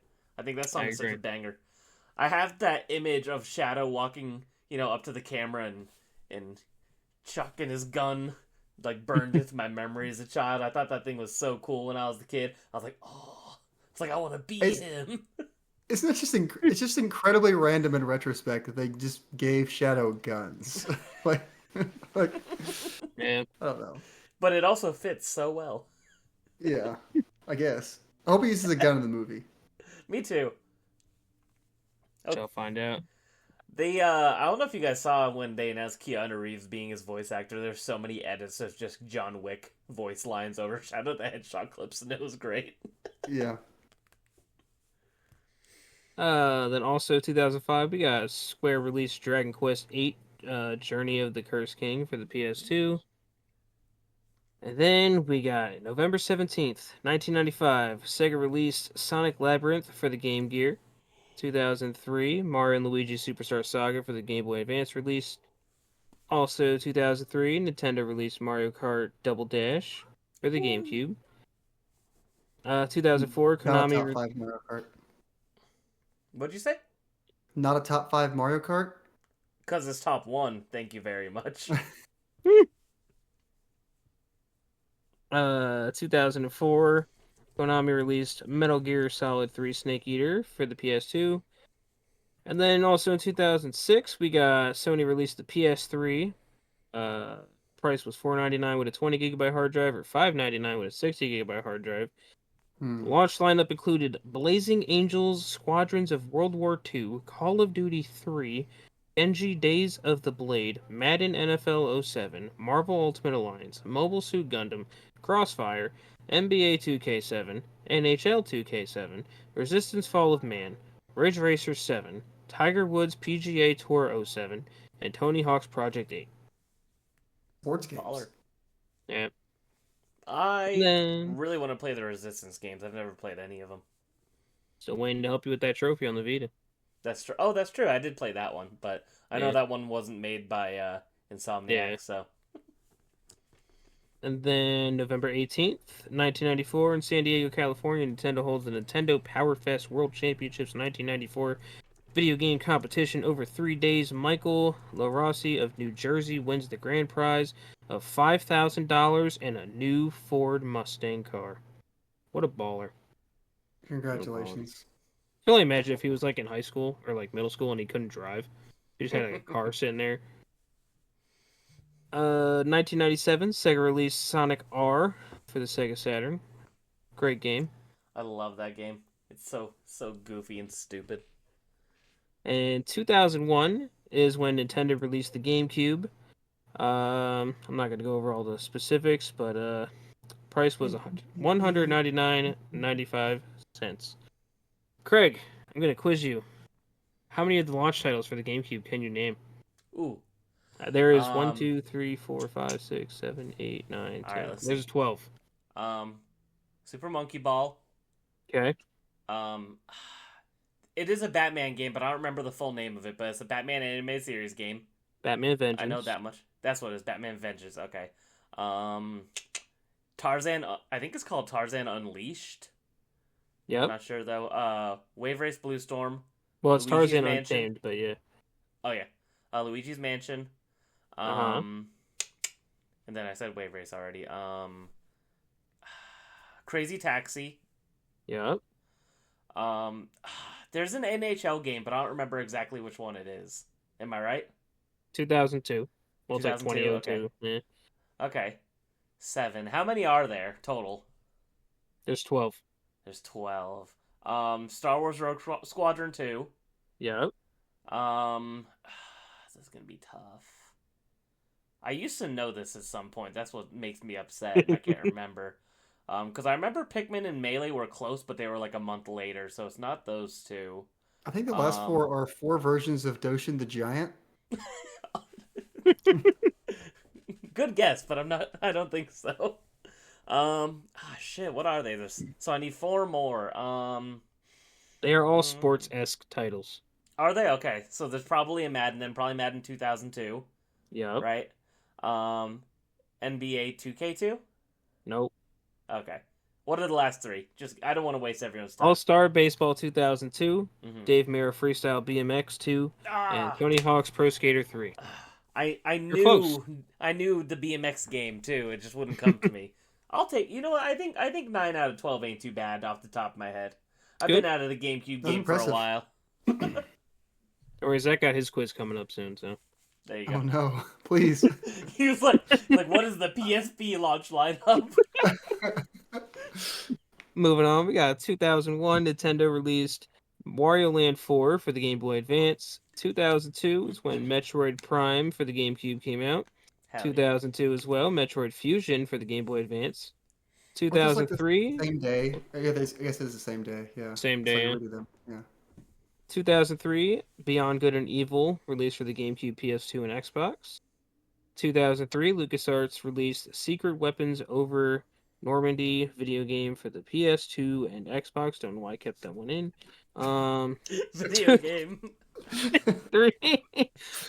Square released Final Fantasy X-2 for the PlayStation 2, 2003 as well. EA released Need for Speed Underground for the Xbox, PS2, and GameCube. Excuse me, Professor. We have a question in the audience. Oh, what is it? Yeah. Wasn't it Final Fantasy X-2 video game? According to my notes, you are correct. Okay. Good. I just like that, since he only says, Donkey Kong Country video game once in a while, it implies the rest aren't video games. yeah. This is Because not I don't mean- clarifying. Because obviously they're all video games, and sometimes but when I get how are we these supposed to notes, know? I just copy what It's it a little says, and then I'm inconclusive. like, Wait, you're All right. copying and pasting? You're just plagiarizing No, other people's no, work, Tyler? no, that's totally not. I just type it off. Okay, moving on. November 19th. From now on, everything's going to be called video game at the end. That's going to be our new thing. 1981, but this one isn't, because this is when President Ferdinand Marcos of the Philippines bans video games in the country because of parent and teacher complaints regarding youth morality. Youth morality, huh? Yep. And then we got 1993, Sega released the Sonic CD video game for the Sega CD game system. 1997. blows. Oh, you don't like Sonic CD? I do not like Sonic CD.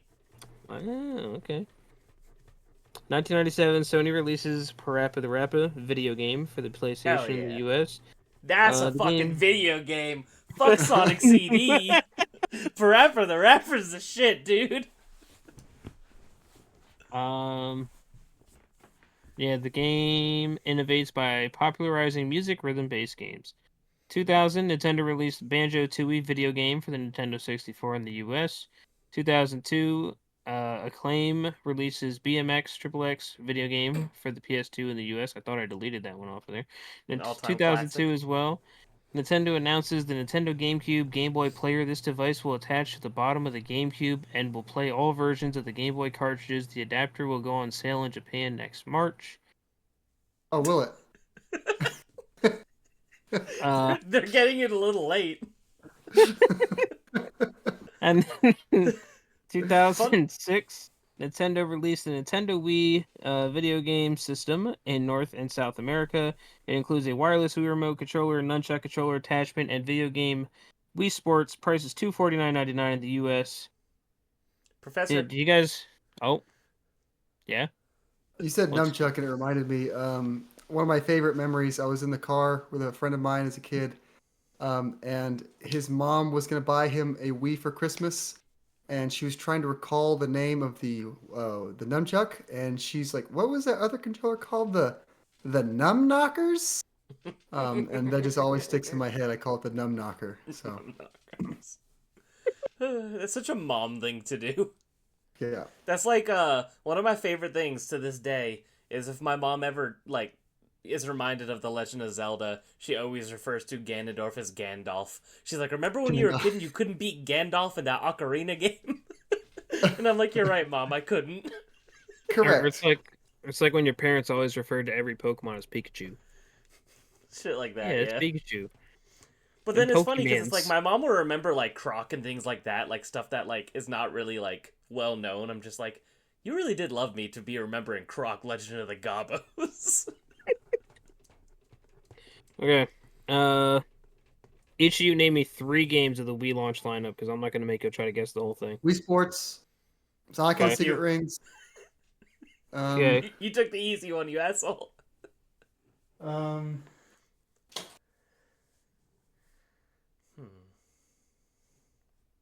shit. Twilight Princess. Yep. Um, Who's going to get 3 first? Him. I got my 2. I Um, can't go anymore. Battalion Wars 2. It's not on my list. Damn it, I didn't know. That was just a guess. Okay, well, anyway, not going to keep y'all here holding forever. So we got Avatar The Last Airbender, Barnyard, Call of Duty 3, Cars, Excite Truck, True Adventures Barnyard. of Billy, How could True I Adventures forget? of Billy, GT Pro Series, Happy Feet, Madden NFL 07, Marvel Ultimate Alliance, Monster 4x4 World Circuit, Need for Speed Carbon, Open Season, Rampage Total Destruction, Rayman Raving Rabbids, Red Steel, SpongeBob SquarePants, Creatures from the Krusty Krab, Super Monkey Ball, Banana Blitz, The Ant Bully, Tony Hawk's Downhill Jam, Twilight Princess, as you mentioned, Trauma Center, Second Opinion, Wii Sports, as we mentioned. Sonic I like how Rings half not a of launch this game? lineup is just licensed movie games. Oh, it's That's actually not kinda on my fun. list, so I guess not. Dang, I guess I just got that. I didn't get my Wii like launch day. We couldn't find one, so I guess I got it like it must have come out shortly after when I finally got mine. That game sucks. Don't worry, Zach. Your quiz is coming up soon. November 20th, 2007, Nintendo unveils 2 special editions of its DS handheld gaming unit. One version will be colored gold and come with the epic adventure game, The Legend of Zelda Phantom Hourglass video game, while a metallic... I added that part into that one. While a metallic pink model will come with a puppy training title, Nintendogs. The new bundles will go on sale in the United States on November 23rd. 2007, Square Enix released Final Fantasy XI Revenant Wings video game for the Nintendo DS in the US. 2007, the magazine PlayStation, the official magazine, first goes on sale in the US. I thought that was a lot Final sooner. Fantasy 11? Final Fantasy 11? Wasn't that But it says in here a XI. MMO? I was gonna say because I know 12 had a DS spinoff. I'm pretty sure. Maybe, and maybe it was just a typo. I'm not. 11's the knowledgeable MMO, on it. right? I'm not going crazy. No, you're right. It is the MMO. Okay. Okay, I was like, the DS got All the right, well, MMO? Final Like, Fantasy, That'd be some awesome. number, Revenant Wings. Then as I said, 2007 is when the PlayStation Magazine first started. Thought that was sooner than that, but Also 2007, Sony CEA releases Uncharted for Drake's Fortune for the PlayStation 3. 2011 is when Nintendo released Legend of Zelda Skyward Sword for the Nintendo Wii. 2012, a little closer to, not really retro, but Sony released PlayStation All-Stars Battle Royale for the PS3 and Vita, which that game did better. And also another thing from 2012, Atlus released Persona 4 Golden for the Vita in the US. Good Threw shit. that one in there for Craig. Hell yeah. PlayStation All Stars Battle Royale, a retro fighting game. Yes, it is. You got retro characters in it, makes it retro. Okay. Goes first on the shelf. November 21st, 1994, Nintendo released Donkey Kong Country for the Super Nintendo. In the US and Canada, price is $69.95. The game was developed by Rare in England. 1997, Nintendo released Diddy Kong Racing for the N64. 1998, Nintendo released The Legend of Zelda Ocarina of Time for the Nintendo 64. 2001, Sega drops the price of the Dreamcast in the US from $79.95 to $49.95. That's a cheap R.I.P. system. What? What? They could $50. not give these 49. things away. $49? They could not give them away. Oh my gosh. Never Then forget, the Dreamcast was officially discontinued before Sonic Adventure 2 even released. Lowered it from 79 to 49. Like, come on. And then Oh, 2002, God. Nintendo released Pokemon Ruby and Sapphire for the Game Boy Advance in Japan. Yeah, we usually talk about US releases, but games mean a lot to me, so I wanted to throw it up in here. Bias. 2004, yes. Well, I mean, they are the best gens. I'll fight on that hill too. Better than Gen 4. Not better than Anyway. Gen 7, baby. Gen 7, that's Sun and Moon, right? What a Yeah. freak. I'm the Oh. only Sun and the Moon I defender. don't know about that. I like those games fine, but That definitely not up there in like a top 3 list. My opinion. 2004, Zach, here comes your quiz because this is when Nintendo released the Nintendo DS. What's the launch lineup? the first game is Metroid Prime Hunter's First Hunt demo cartridge. Well, Metroid Prime Hunter's First Hunt was one of them. You got 6 let's more. go. My launch lineup was just Game Boy Advance games that I put in the bottom because I couldn't buy any DS games. Was there a new Super Mario Bros. At launch? There was a Super Mario game. Super Mario game at launch for the DS? Yeah. I guess I don't. I guess I can only think of New Super Mario Bros. What was it? All right, Super Mario 64 DS. Oh, damn it! Yeah, okay, I got that game. What a fan! So, I have a Yeah. question. Does this launch lineup of 6 games include 3 different versions of one game, or is it counted as one game on your list? They're all separate games. Okay. So, what game are you Nintendog's thinking? Chihuahua version, Nintendog's Dash Hound version, and then I think it's like Golden Retriever or Labrador Oh, edition, yeah. right? Those aren't even on this list. Really? I thought that they were launch titles. I could be wrong. 1, 2, Yeah. 3, 4, 5, 6, 7. Yeah, it says 8 launch titles are available, and it only gave me 7. So that's probably funny. one of them. So yeah, we got Nintendogs, we got Asphalt Urban GT, we got Field of Magic XYXX. Which, little fun fact, I remember when I first found out about that game, I was like, this can't be real. But I found out about it in a cheat code book. So me and my friend, we called Game Crazy. Shout out to them, RIP. And we were like, yeah, you got Field of Magic XYXX for the Nintendo DS? And they thought we were prank calling them. They're like, yeah, don't call the store again. We are like, but we just want Field of Magic XYXX on the DS. And then they're like, that's not a real game. We're like, it's in our cheat code book. Like, and then we got hung up on, and we never got Field of Magic XYXX, which, by the way, was also called Project Rub. Madden NFL excuse me? 2000. Madden I'm uncomfortable NFL now. 2005. We said Metroid Prime Hunter's First Hunt, Spider-Man 2, Super Mario 64, and the Herb Sims in the City. Yeah, so when I got my DS, I got it launch day. It's right here. It says "I hate Tyler" yeah. right there on the picture chat. I got this thing with my birthday money I had saved up, birthday and Christmas money from the year before, because I really wanted this thing. And then when I bought it, I realized I couldn't buy any games, so I played this Metroid Prime Hunters First Hunt demo, and then just Pokemon Fire Red, or I think it was Fire Red, whatever the most recent Game Boy Advance Pokemon was. That's just what I played on it. It was And fire eventually, yeah, okay. And then I eventually got Mario 64 DS, which I did thoroughly enjoy. But And then 2010, big day because this game is getting remade. Nintendo released Donkey Kong Country Returns for the Nintendo Wii in the US. It's getting remade of a remade, and stupid. Make it a new Donkey Kong Country.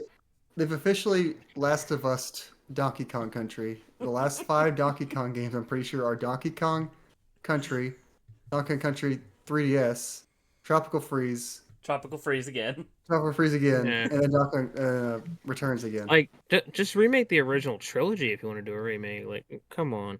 There's a strong resemblance between Joel and Donkey Kong, so They look I pretty could see similar. it. I mean, Is Ellie Dixie Kong, I guess? Or I did. need somebody out imagine- there to like edit together the DK rap, but it's all the Last of Us characters singing it. People who've Or- played Or may like Last of make Us- like a DK rap version of like the sad guitar theme song from The Last of Us.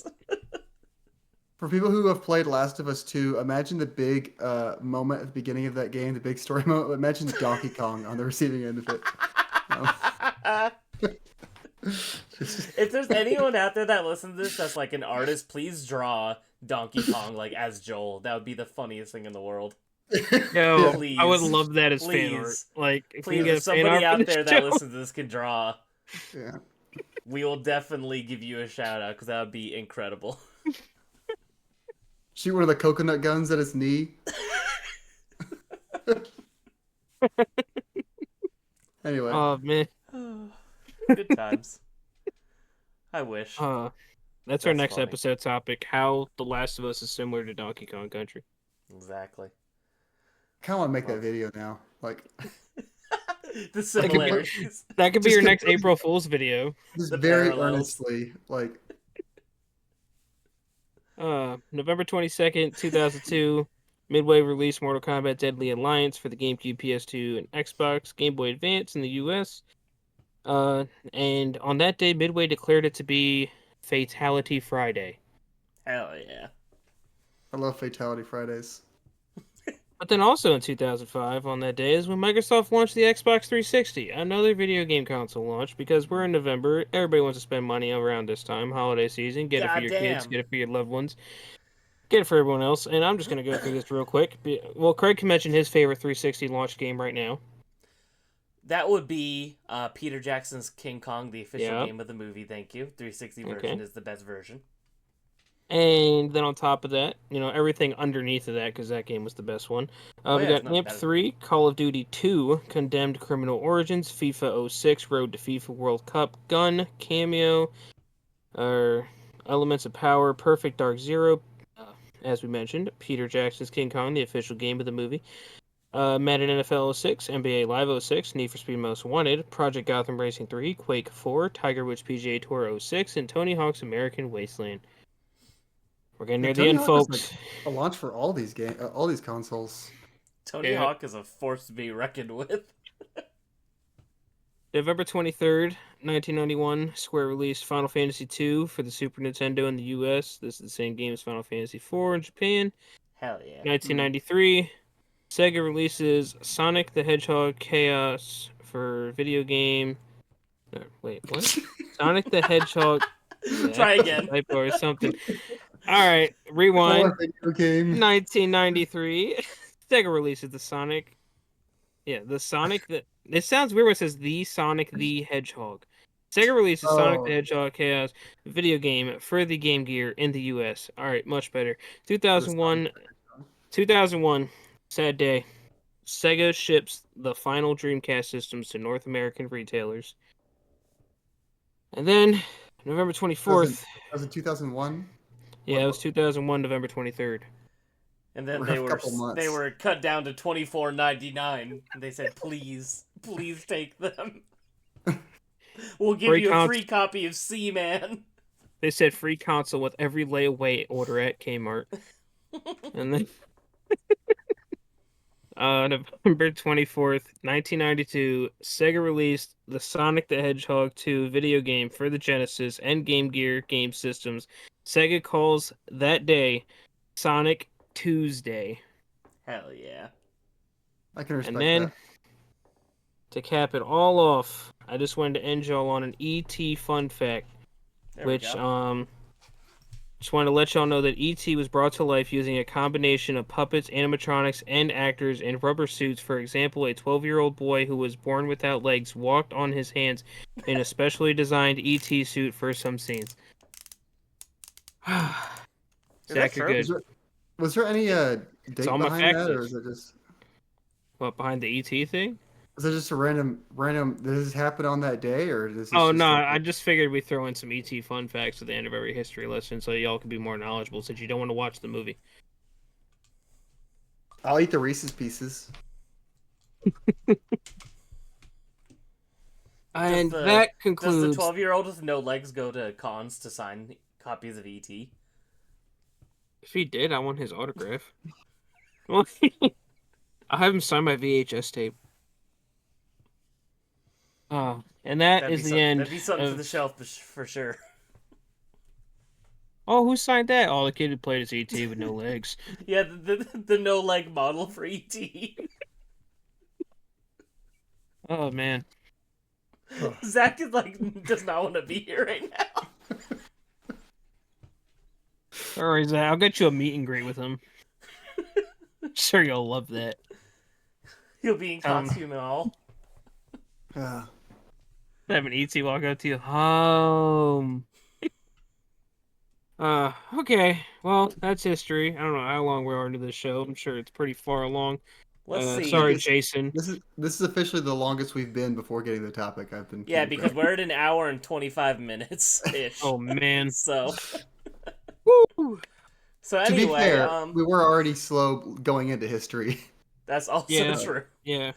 This is just one of those episodes. We haven't really all talked in a while. We're just hanging out, having a damn good time. But I think it's time we start talking about some fighting games, boys.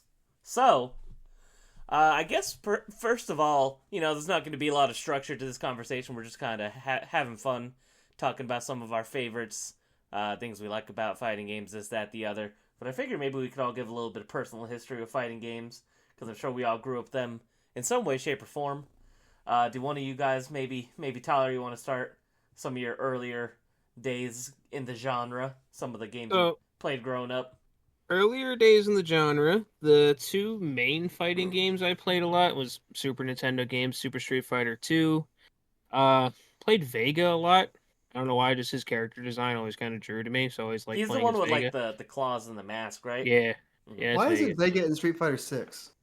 I was really upset when I got the game and I realized he wasn't. I was like, oh, that sucks. Weird. But even though he's like a charge character, and I'm not the greatest at fighting games, but they're always fun, You know, like it's something I don't have to put a lot of time into if I want to be able to do it. But man, whenever I play with my friend Jonathan, he always kicks my ass. But it's always a fun time. You get that one win out of 100, and you get a little satisfied. But anyway, Street Fighter 2, played a lot of that, and then also Ultimate Mortal Kombat 3 was one that I played a lot. Mainly played these with my dad until later on. But that was kind of my introduction to them, and then growing up, I kind of went back, played a lot of more of the older ones. A little bit of Killer Instinct, not a lot. Kind of want to play more of that. Darkstalkers I got into more later on. What other ones are there? I'm drawing a blank. Never touched Virtua Fighter much, but I know you said you did. Marvel's Capcom 2, played that quite a bit. Oh, hold on, I'm missing one. Tekken. I love me some Tekken. Tekken 3, played the arcade cabinet of that quite a bit. Whenever I see an arcade cabinet, I play that. That's always been a fun. It's more like a simple fighting game, which is I like because I have a chance at. Same with Soul Calibur. Soul Calibur 2 I played a lot growing up. Yes. And I always liked how Soul Calibur 2 had all the guest characters I'm sure everybody knows. GameCube had Link, PS2 had Heihachi, and Xbox had Spawn. Never really Let's played the Xbox go. version, so I don't know much about Spawn, but mainly played the GameCube and the PS2 version. And Link, if I remember right, was like OP as shit in that game.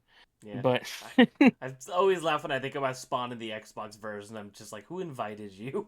What Like, was the like? they really come didn't know who to include. What was that day in the office like? I mean, like, why Spawn? Like, They're like, who fuck, we need a guest character, but Xbox doesn't have anything yet. And they're like, someone call Todd McFarlane. Stat. they're like, he got green eyes. Xbox sold. Pretty very random. much. It feels so out of place. That's funny. What about you guys? Yeah, Zach, give us some fighting game history for yourself. So my early fighting game history is kind of light because I remember when I was a kid, I my mom didn't like for me to. She never wanted to bring me to the arcade because she didn't like the idea of me having to like spend money to play games because you have games at home kind of thing.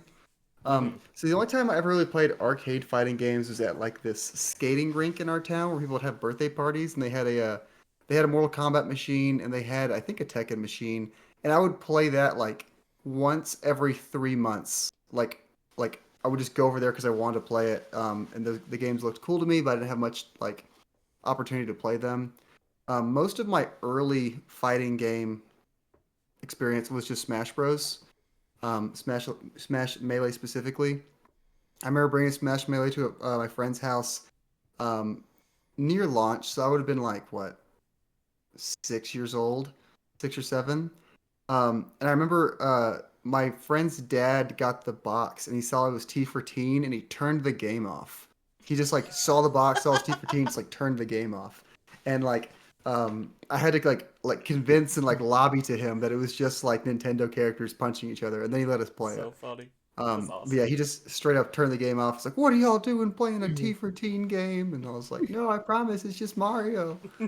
Um, but so yeah, mainly just Smash Bros. Until I didn't really get into fighting games like outside of Smash until like high school probably. And the game that did it was the most random thing. It was the mobile version of Injustice, Hell Injustice, yeah. whatever Gods Among Us is called. I played a lot of the mobile version of the game on like my iPod Touch. Let's go. Um, Oh man. so and then eventually I played like actual Injustice, and then I started playing a little bit like Mortal Kombat, and then I got Street Fighter 6, at launch, stuff like that. So like I'm starting to get into the genre, but growing up it was mainly just Smash. Hmm. Yeah, so I don't know if I've talked about it really much with you guys or on any of these uh, many web shows of some kinds I've done at some point in my life, but growing up, I was a die hard Mortal Kombat fan. It was probably my most played series for most of my childhood, actually.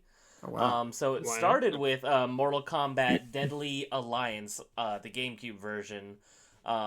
It started because I would get a glimpse of my dad playing it once in a while because my dad was always a big Mortal Kombat guy, pretty much since day one. And I remember I would watch him play it, and he'd be like, "Come on, don't be watching this. Your mom's gonna get mad if you see me playing this. It's really violent." And my mom worked nights, so at some point, she would be at work and he would be playing it, and I would be like, "Can I please watch?" And he'd be like, "All right, fine, whatever. What the hell, sure." And I'd watch him. I would just be fascinated by that game. I thought the character designs were so cool. All the special moves I thought was super cool. I would see him like unlock stuff in the crypt with the currency in that game and just think it was so Well, they fascinating always and went so interesting. hard on the crypt. Like, Yes.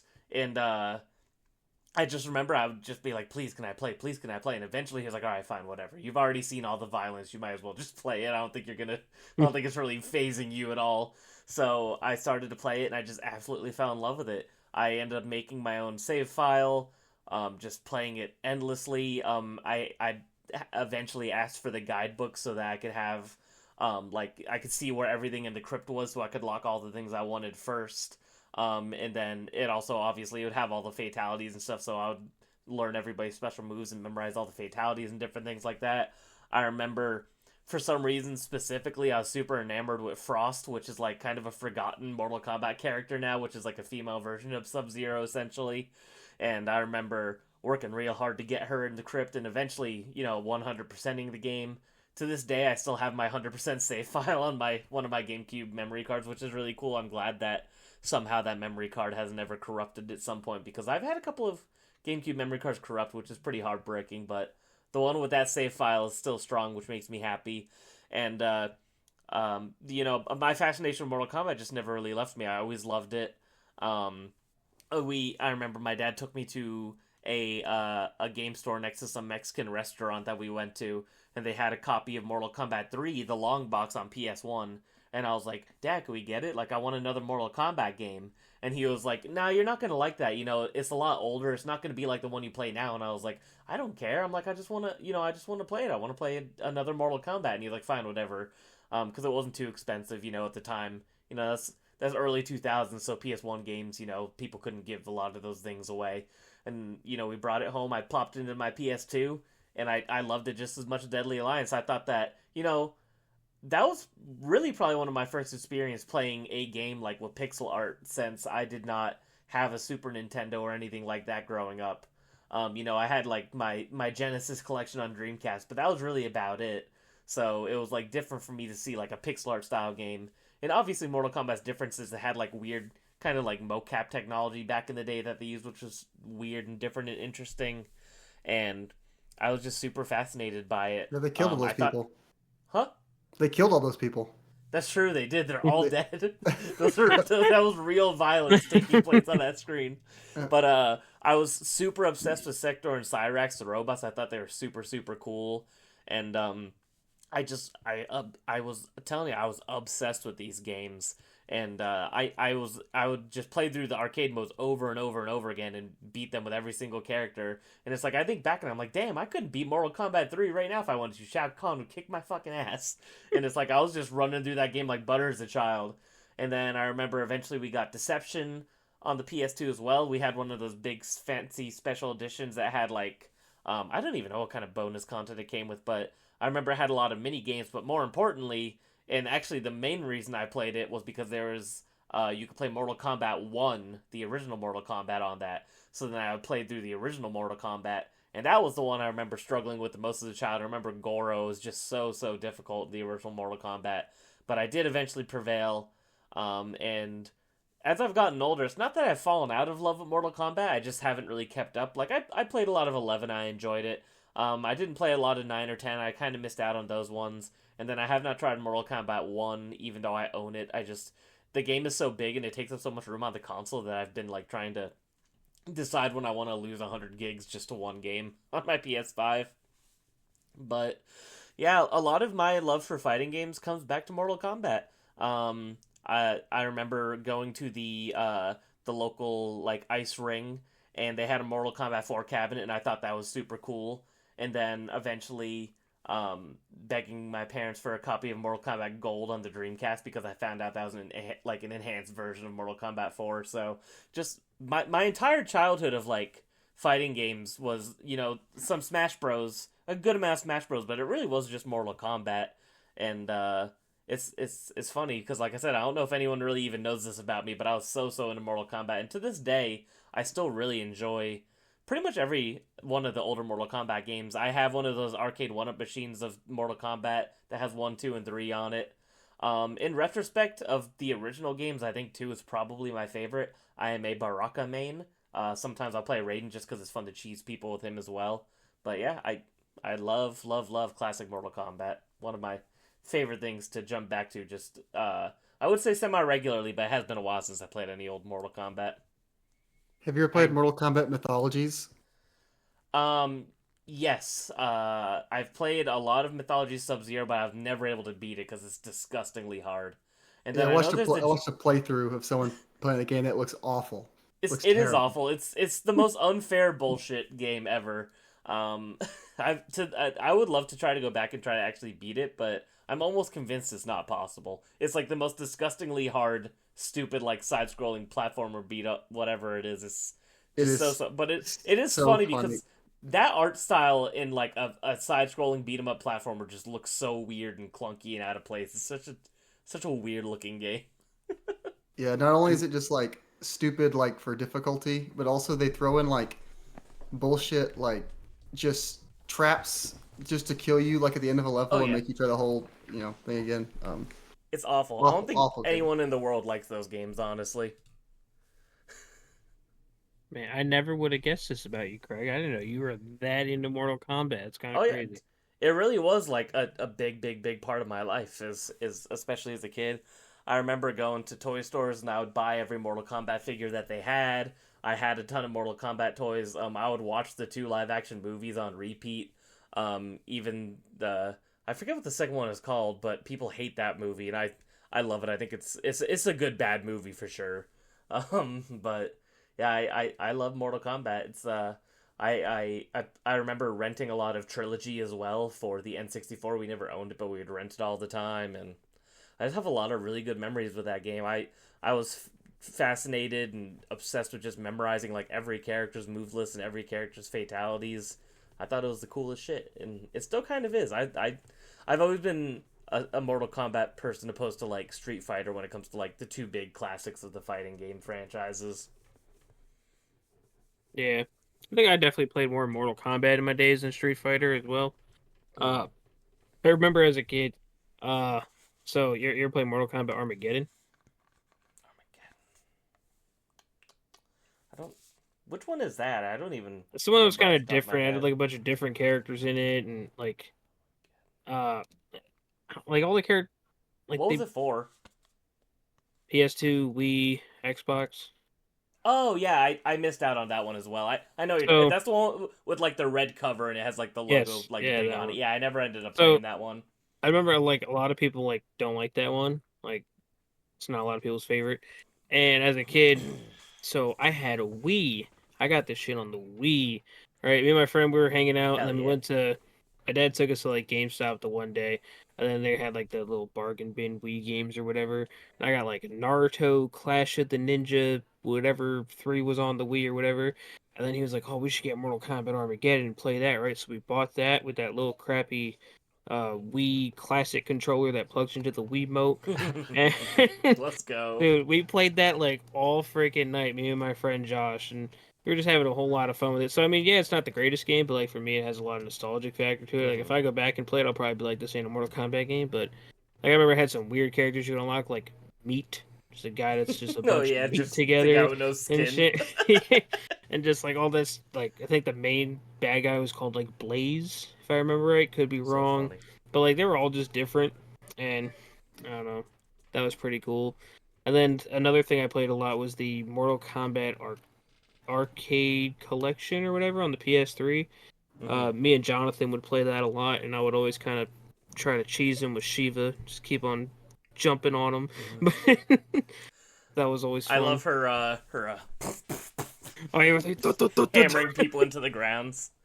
Her Yeah, fatalities are great, or she would just skin you. It was fucking wild.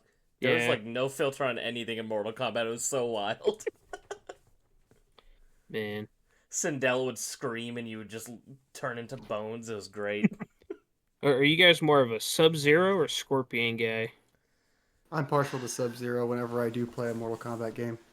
Um, it's tough because it really it's kind of a game by game basis. Like for even though this is like the least common Sub Zero, my mind, because I played it so much as a kid, defaults to Mortal Kombat 3 Sub Zero, where he's not like in the ninja suit. So I always think of him as that lame version without the ninja suit, and then I kind of default to Scorpion. Scorpion. But I do like them both. So I'm a Sub-Zero guy for him over actually, Scorpion. I'm But... I'm more of a reptile connoisseur, if we're being All real. right, all right, all right. For the Is that the Green Ermac, Ninja? like, I'm a noob Cybot. I'm a noob Cybot guy personally. I like I to don't know play as like any. Rain, the ninja nobody remembers. you don't know any Rain. of the characters that I in the barely know movie? any Mortal Kombat characters. Like I know like obviously Scorpion, Liu Sub Kang, Zero, yeah, so like yeah, Liu Kang, stuff Kung like that. Lao, Shang Um, Tsung. who's the one Johnny that says Cage. the boss for Mortal Kombat One? Goro. I feel like I know Goro. Um, but yeah, I don't know a whole lot of Mortal Kombat characters. Do you know Shao Kahn? Sounds familiar. Couldn't tell which one that is. I He's played the NetherRealm game I played. I liked Injustice, but Mhm. so I really want to try Injustice eventually. I know I would like it. I just never got around to it. But I'm also just not the biggest like comic book guy in general. So, but I do like some DC stuff. Like I really Yeah. like Poison Ivy as a concept. I always think she's super cool and stuff like that. So, can you play as her in that game? I don't know. I I think so. Yeah. Wait. I Mhm. think she was, but I don't know for sure. Did you ever play so it's not like as retro, but did you ever play Mortal Kombat versus DC Universe? Um, it's funny because I remember when it came out. I was still not old enough to like be able to afford video games on my own because I didn't have a job yet, and my dad wouldn't buy it because of the no blood. He thought that was lame, so he didn't want it because it wasn't violent enough for Mortal Kombat. So I had never ended up owning that one just because Yeah. of that. Remember that was like when I got my PS3, that was like one of the first games I got with it. Hmm. Me hopping online, my original PSN account, shout out to Fluffy Pac-Man 98. Hell yeah, Um yeah, I would just get my ass rocked online. that's funny. So I went and grabbed my Yeah. Injustice off the shelf, Hmm. because I thought Poison Ivy's on the cover, but I was wrong. It's Batgirl. But prices averted. I did accidentally have Injustice Gods Among Us before Injustice 2, and I will rectify that and put Injustice 2 before uh, Injustice Gods Among Us. So thank How you do you for how do We you just had sleep to at bring it night? up. We How just do you had to sleep bring at it up. night? so that'll get fixed now. So Next I time want to I'm at your hear. place, I'm just gonna get bad vibes. Like not gonna be able to walk in that room. I You're gonna kind of get want to dizzy when you hear walk about in. some of this Tekken love because I have zero experience with Tekken. I've never played a Tekken game in my life. So I just like it for sell me the on some Tekken.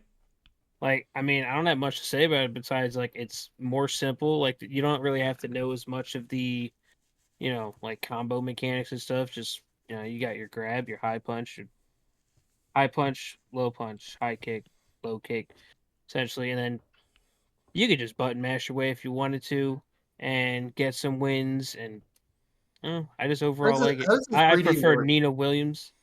Oh, is How it does the more of a 3D work? like? Can you like go around? Yeah, Is how it does like that Yeah, a work? side by Tekken side? 3D. has like the three that so like I don't know, you could just like step back and then it'll go like this way or Yeah, like like how do it's you not step just back? 2D. What button do Like you it use? like back, like down, well down, like down and Okay, up so on the down will D-pad. like will change your camera, Yeah, if and you up press down, you'll anything. like step towards you. Press forward, you go like So then, how do you crouch? man, you think you're I I've always been fascinated by back this concept. back and down if I remember right. Man, it's been a while Okay, since I played the Tekken, but I think so. I wanted to Yeah, play and Tekken then 8, but I never got around to it. Tekken 8's I good. You played need to Fable get it. 2nd. Yeah. I got Tekken 7 when it came out. I got Tekken 8 when it came out. Man, If but I were to try a my first classic Tekken I played was Tekken, 3. I would if I say were to 3. try a classic 3, is that the one? Yeah, That's on 3 Is PS1, Tekken right? 3? I feel like Tekken 3 has like a 98 on it's on Metacritic. PS2.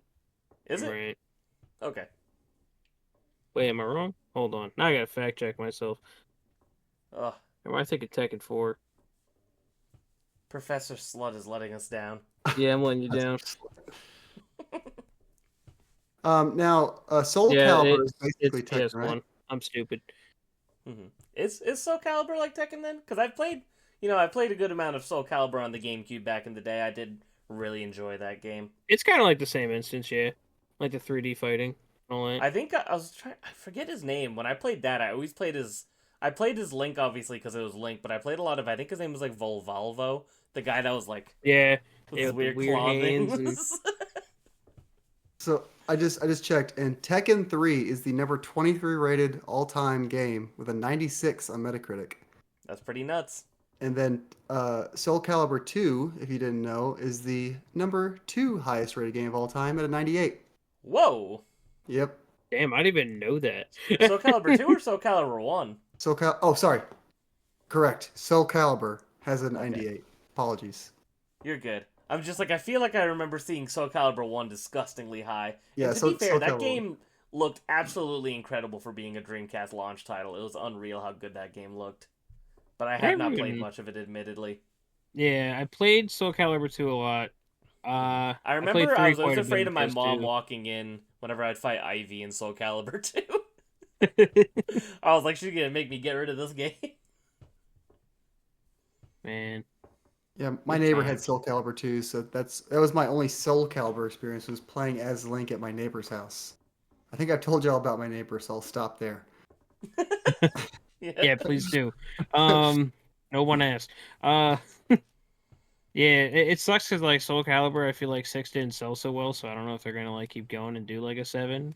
But like, hmm man, they always have like such cool guest characters and shit. Yeah, I was shocked that it didn't do well just with fucking Geralt of Rivia on the cover of the Um, game. You yeah, think that would have sold a couple million copies and, by and then they itself? had then they Fury of the had River. 2B as a DLC, True. And I which love by the way, she 2B. was incredible. I love I playing was with gonna her. say I never even ended up playing it with her, because I didn't play the game long enough to stick around for any of the DLC. But I am a Nier Automata believer for sure. I really enjoyed that game. So I've never played Nier, but isn't it like canon that 2B, like all these games she's in, she's Yeah, like canon yeah. in Yoko those Taro games? said that all of her guest appearances in other games are canon, which is It's really so funny. goofy. What? Yeah, he's just like, yeah, all of it happened. So she's canon in Stellar Sure, Blade. why Right? not? It's so stupid. That's so funny. Man. And obviously, we all have a lot of experience with Smash Bros. I don't know. Do I speak for all of us? Is Melee the best Smash? Yes or no? It has the long. Hmm. I think competitive melee is an art form that I love more than anything else. Yeah. For me to play the games, I enjoy playing Ultimate the most now because I'm just not as good at melee as I can be at Ultimate feels more it's easier for me to play. Tyler. Yeah, I feel like kind of with Zach. I feel like Ultimate's kind of like my go-to, and it's like easier to play and all that. hmm But I am very nostalgic to Melee. Shout out to Marth, that was my main in Melee. But hmm I was a yeah, Roy main my entire life until I learned that Marth is just better Roy, and then I Yeah. learned how to play Marth in like after high school, and then I played Marth a lot. So funny. But, I when I was younger, obviously I would just play Link a lot because I just wanted to be Link. I thought he was the yep. coolest guy. As an adult, I'm definitely a Captain Falcon person. I love how fast he is. When you get the sweet spot with the knee, there's nothing more satisfying than that. So Yep. when you can actually land a Falcon punch on somebody, obviously that is the baddest of badass things you could possibly do because it's so easy for anybody to avoid a Falcon punch. So when you actually land it, it's just no better feeling. So I was playing melee like I said in prep for this, and I was trying to land Falcon punches. And I will say one thing that just feels so good in Ultimate compared to melee is being able to reverse a Falcon punch, like being Yeah, able to that's like fair. start it and turn around. That feels so good. mm, Yeah, in In melee, you're melee, you're just definitely stuck more in it. locked to it. Yeah, just the direction you're facing.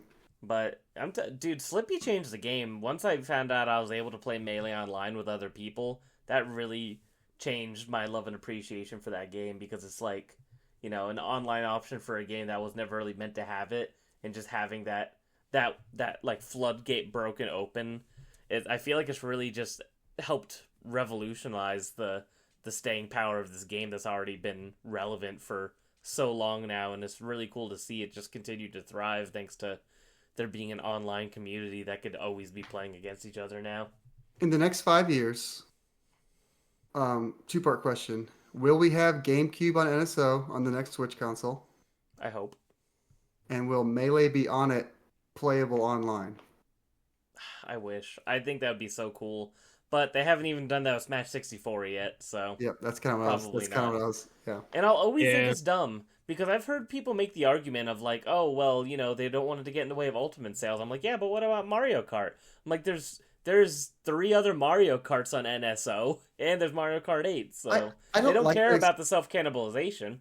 Yeah, I don't like that excuse because I maybe while Ultimate was getting DLC, sure, whatever. hmm Make that your excuse. That game has sold 35 million copies. hmm They are not worried about self-cannibalizing. Yeah. Like, Well, but part of me also wonders if it's just a Sakurai thing, because it seems like he's really harsh about his older works sometimes. you think? I mean, but like, okay, so you think they're just out of respect for him? They're a give like, cause they could put it on there. Like, there's nothing he could do personally. You think they're just being nice to him? Like he doesn't want it on Well, there? part of me wonders if he just has, I mean, that dude holds some weight for sure when in terms of like his involvement with the games, even if Nintendo owns it. Kind Yeah. of like how anything to do with Earthbound still has to go through Shigesato Itoi, even though Nintendo technically owns it still. It's like almost like a co-ownership kind of thing. Like I Yeah. wonder if anything Smash Bros is like it's got to go through Sakurai before it could get any further kind of thing, just because it's like that's his shit. I would love to play Smash 64 online with people. That'd That'd be be so so fun. fun. So I fun. haven't played a whole lot of Smash. I've only played Smash 64. Um, the main way I've played it is like through like the Wii Virtual Console. But Interesting. I want to play online with people. I think that'd be fun. I did own that as a kid. I was lucky enough to have the original Super Smash Bros. So I played the crap out of that. Captain Falcon main there Absolutely. also. Smash Bros. No, back then I would just play every character just kind of like sporadically. I didn't really stick to anybody. was big on It's funny because DK. looking back, I'm like I definitely played Ness the least though, ironically. So, and look at feel me like now. I feel like 64 I played DK the most. Melee I played Marth. Brawl. What did I mainly play in Brawl? I was an Ike main in Brawl. Hell yeah. I think I played a lot of like Sonic, even though he was like hard to handle. Brawl was one of my definitely my favorite. least played Smash Bros. I have a And couple fun then Brawl memories. Um, with I bought the game, or the game was bought whether me or my parents, I can't remember. I Hmm. remember it was purchased late at night on a weeknight, and I went home and put the disc in, and my parents were already like mad that I begged them to go buy the game. And then I put the disc in, and the disc just didn't work, just straight up was. Oh, And I told them like, "Hey, it doesn't work," and they were like, "Excuse me." And they had to bring me back to the place and like get a new one, and oh that man, was just rough, but it was a bad night. a bad night. um, yeah, Brawl was like Brawl was like I was super excited for it because I loved Melee so much. I Mhm. liked Brawl a lot. I played Wii Remote and Nunchuck. I didn't play with the GameCube controller. Um, so did so I. I was proud of that. I remember Yeah, for Brawl. Oh, go ahead, Greg. no, I was just gonna say I really played almost no Brawl growing up. I did own it, but I remember I used to. I just didn't play it a lot. Like I played a lot of Melee, and then when Brawl came out, I remember playing it a little bit, but I never did Subspace Emissary. I never really did. Like I know Oh you could wow. play online at that time. I never really tried any of that. I just didn't. For some reason, it didn't really get me like the other Smash Bros did. Man, I played online with that, and the netcode was really bad.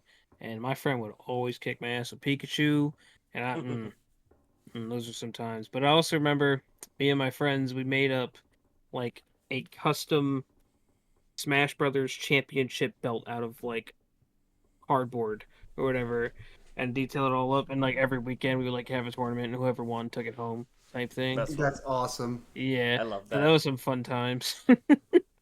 They walk in with over the shoulder like this. Yeah. All right, boys, who's ready?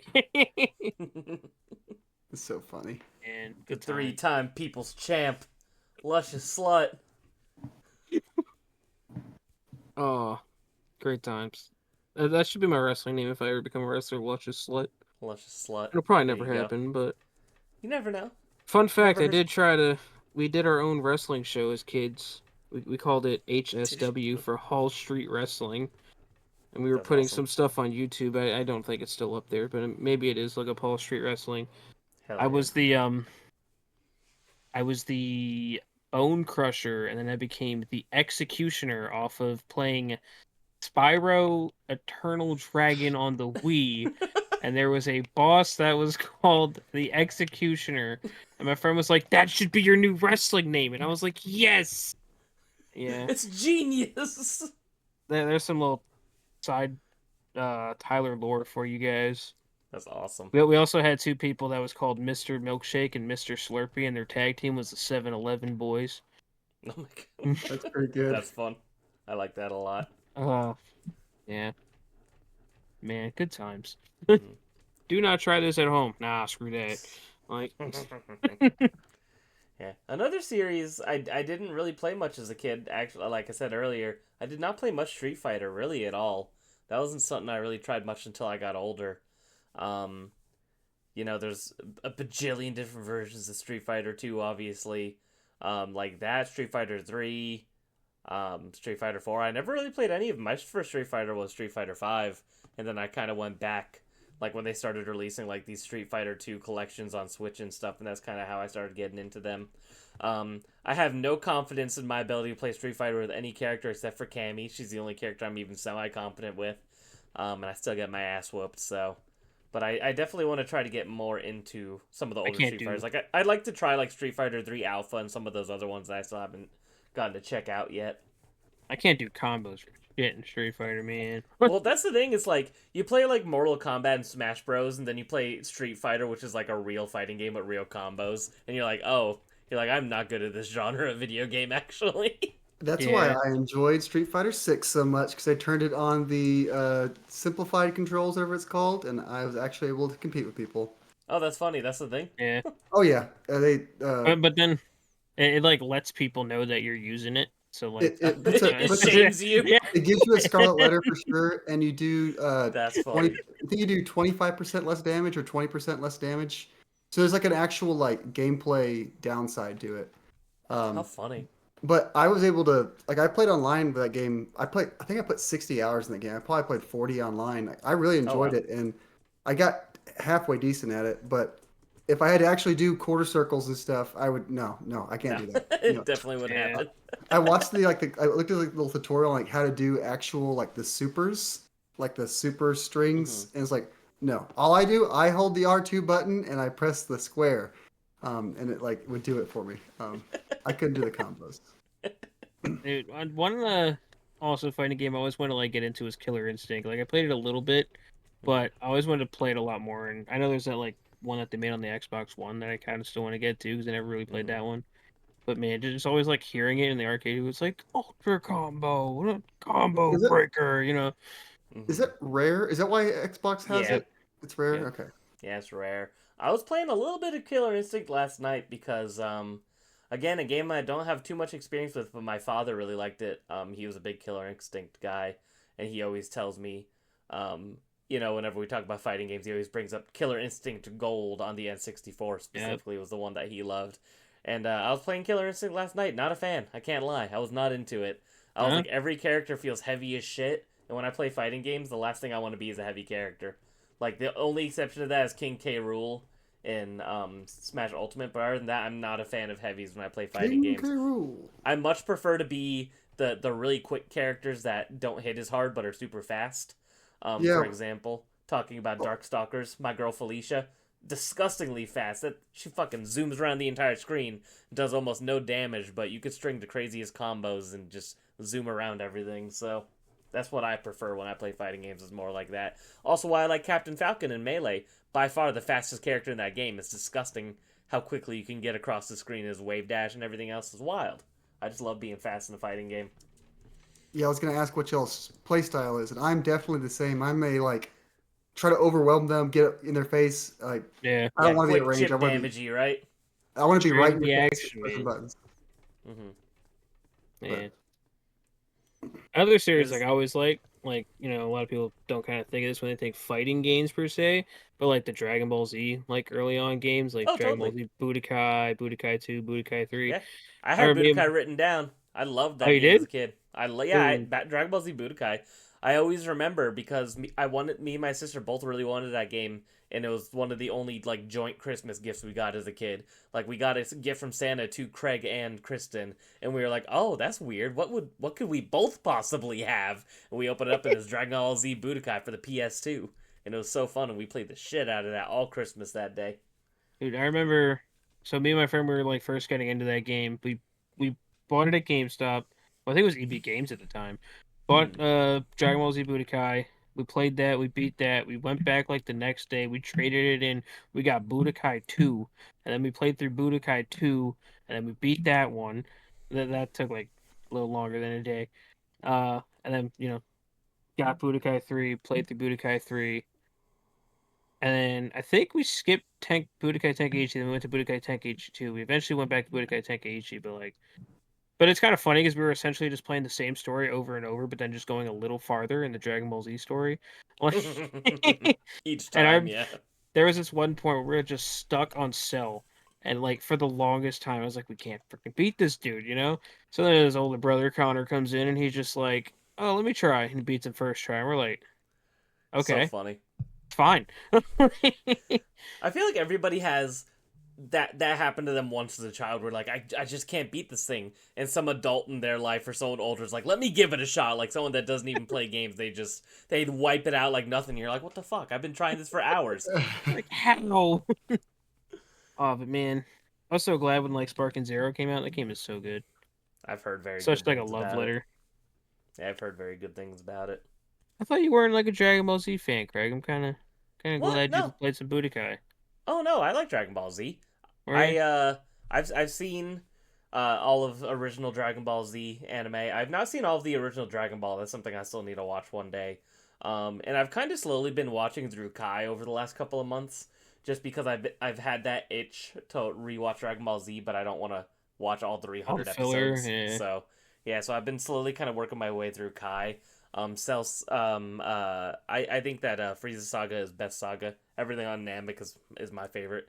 I think it's all good, but I do think that Z peaks a little early on because I think that the Frieza Saga is the best personally. I know a lot of people like Cell Saga, but and that's totally fine. But no, I am a Dragon Ball fan for sure. Kind of a Buu Saga fan because I like Vegito, but That's fair.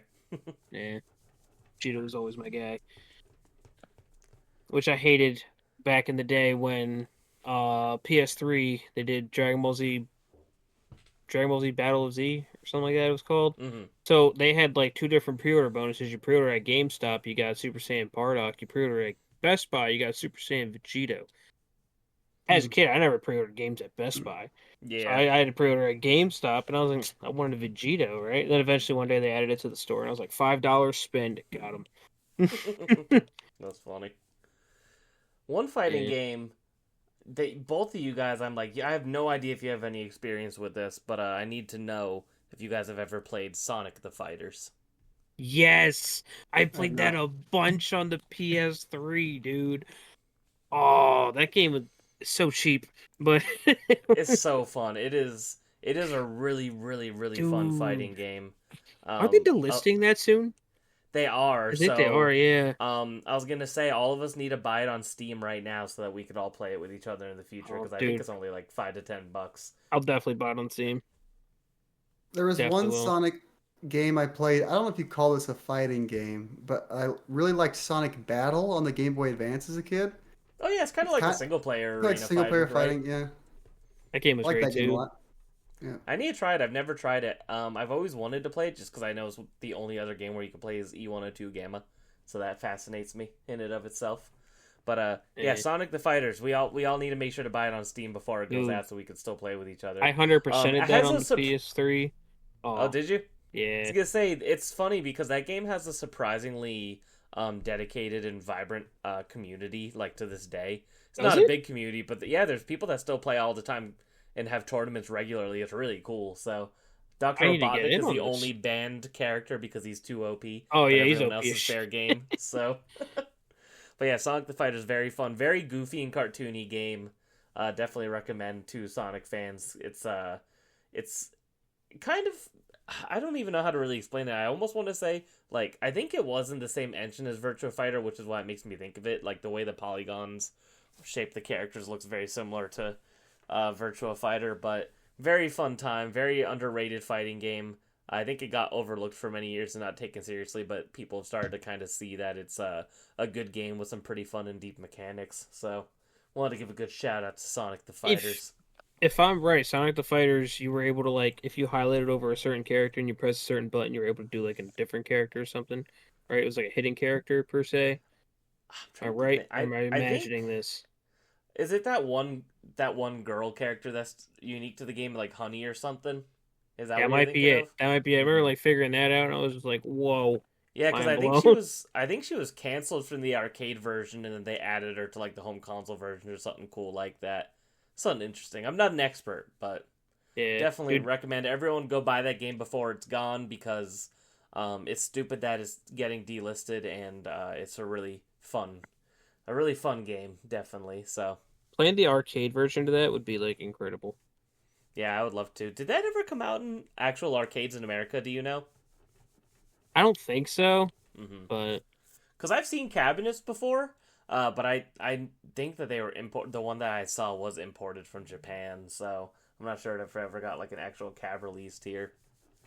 I know one cabinet I always wanted to play, but I never was able to see one in the U.S. Not per se retro, but Pokken tournament. Man, Oh, that's Mm. right, they did do that. yeah, it was like only in Dave and Buster's. So funny. Yeah, And Dave and Buster's, god damn it, my mortal enemy. Dave and Buster's guy. Yeah, the Dave and Buster, both I of look them. I looked up Sonic the Fighters on Steam and it didn't even come up. I hope it didn't get delisted already. That would suck. I hope not. You know what? Really? Uh, It says, "Did it's you mean Sonic them fighters?" them fighters. Well, worst case scenario, you could probably sail the high seas and find it if you really wanted to. So, Oh or yeah, you can't play it online, but it's also on the Sonic Gems collection. yeah, sure. So there is a way to play it. There's a physical copy in North America, some way, shape, or form, at least. Um, but yeah, I also just want to bring up again. Everybody buy the Capcom Fighting Game Collection and play Vampire Savior. Probably my favorite like 2D pixel based fighting game ever. Even over all the Mortal Kombat's, I think it is such a fantastic game. I could play it forever. I think it is so fun. It's so fast. Everything about it is extraordinarily charming. All the characters play super differently and unique. They all feel so different. It's so good. The combos in it are super satisfying to pull off.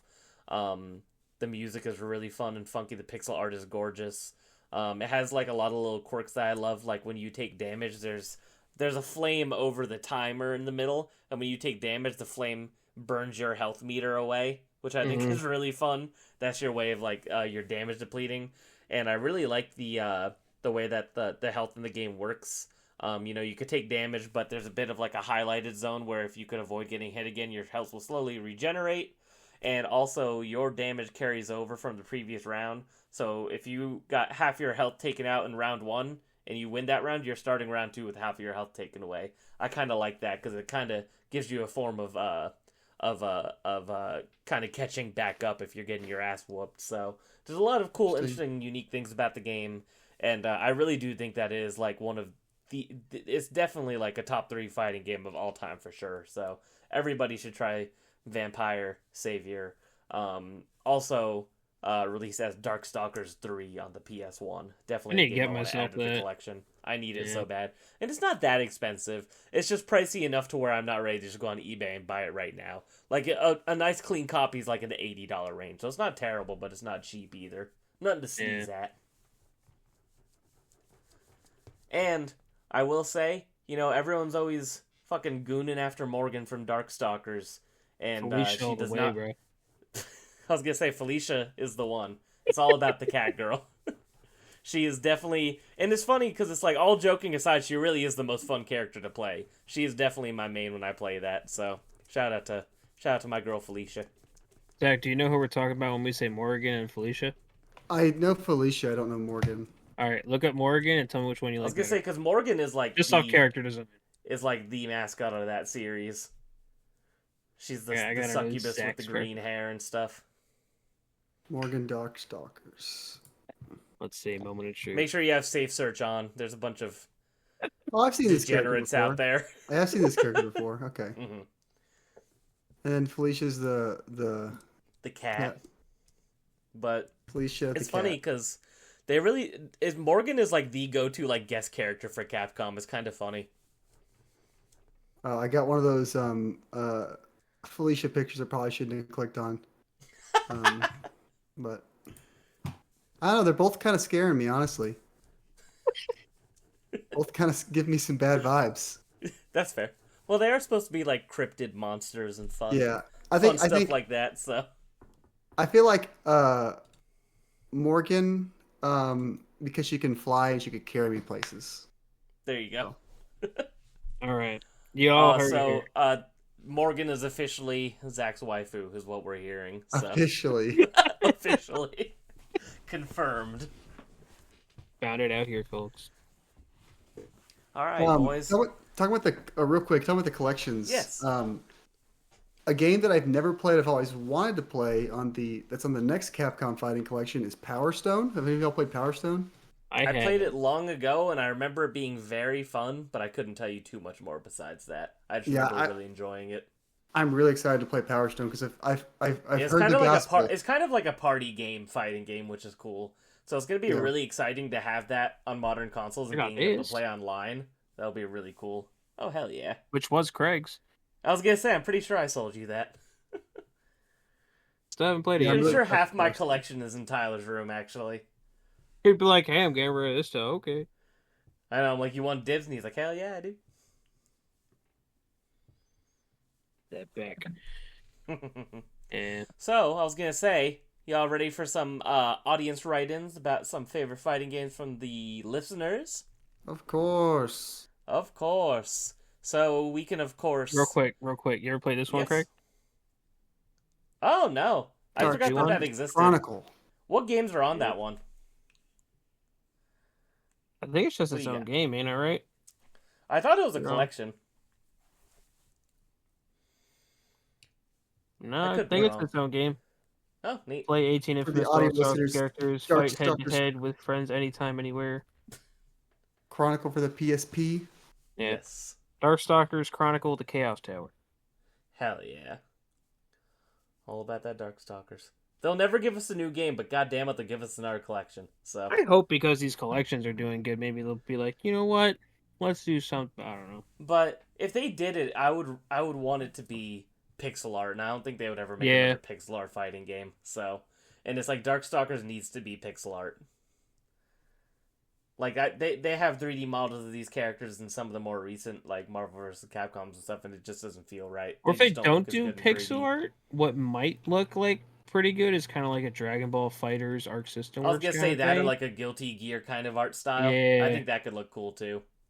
Just not 3D.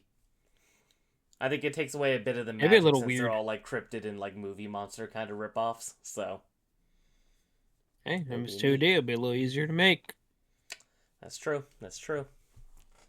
All right, first write in, Escobar 4040 said Killer Instinct. So sorry for shitting on Killer Instinct earlier, Escobar 4040. Did not mean to offend. I meant See, it. do either of you guys have this bad boy open if you want to take some turns reading some write-ins? I'll take Zach, Patrick. All right, go yeah, ahead. go ahead. Patrick says, "This is Patrick." My favorite retro fighting game, and still one of my favorite games of all time, is Mortal Kombat 2. I spent Hell countless hours playing solo or against people, mastering multiple characters, even Jax. Is Jax really bad in that game, I guess? Or Yeah. what? Okay. But he has a great fatality where he turns into a giant and just steps on you with his big boot. It's really stupid. Okay. Nice. It's really second, dumb. though, is Mortal Kombat 3. While not as solid as 2, it still had a lot of great fighters, and the run button changed the game. I remember Oh, hunting down beta machines before it was widely released, using message boards and AOL chats when the internet was still really new. That's awesome. That's really cool. And printing fatality and move sheets to memorize them. Nice. Next up, he says Marvel vs. Capcom 2 was another one we lost countless hours on in college. My buddy even has Shuma Gorath tattoo to commemorate the you're all played on the Dreamcast. Am I missing something there? No, I think it was just written strange. Well, like, what is it? Do you know Sorry, what it's trying to say? It's Oh, probably yeah, sure. something, but I mean, I don't know much about it, so. Shuma don't Gorath know. tattoo sounds cool though. Mhm. I would rank that one as my third favorite. He says. Great stuff. Yeah, we didn't really cover Marvel's Capcom 2. And that's because even though I do love it and I've played a decent amount of it kind of spread throughout the years, I've never really spent dedicated time towards it. I just know that I'll love it, and now that I have a copy on PS4, I know I'm going to be playing the shit out of Yeah, it. we didn't have to including spend an arm tonight and a after leg to this get a copy recording, for it. So, Yeah. Didn't have to spend an arm and a leg to get it. True, I know. Say I do not want to really get the return it. Dreamcast version again, though. Eventually, it'd be cool to own that port.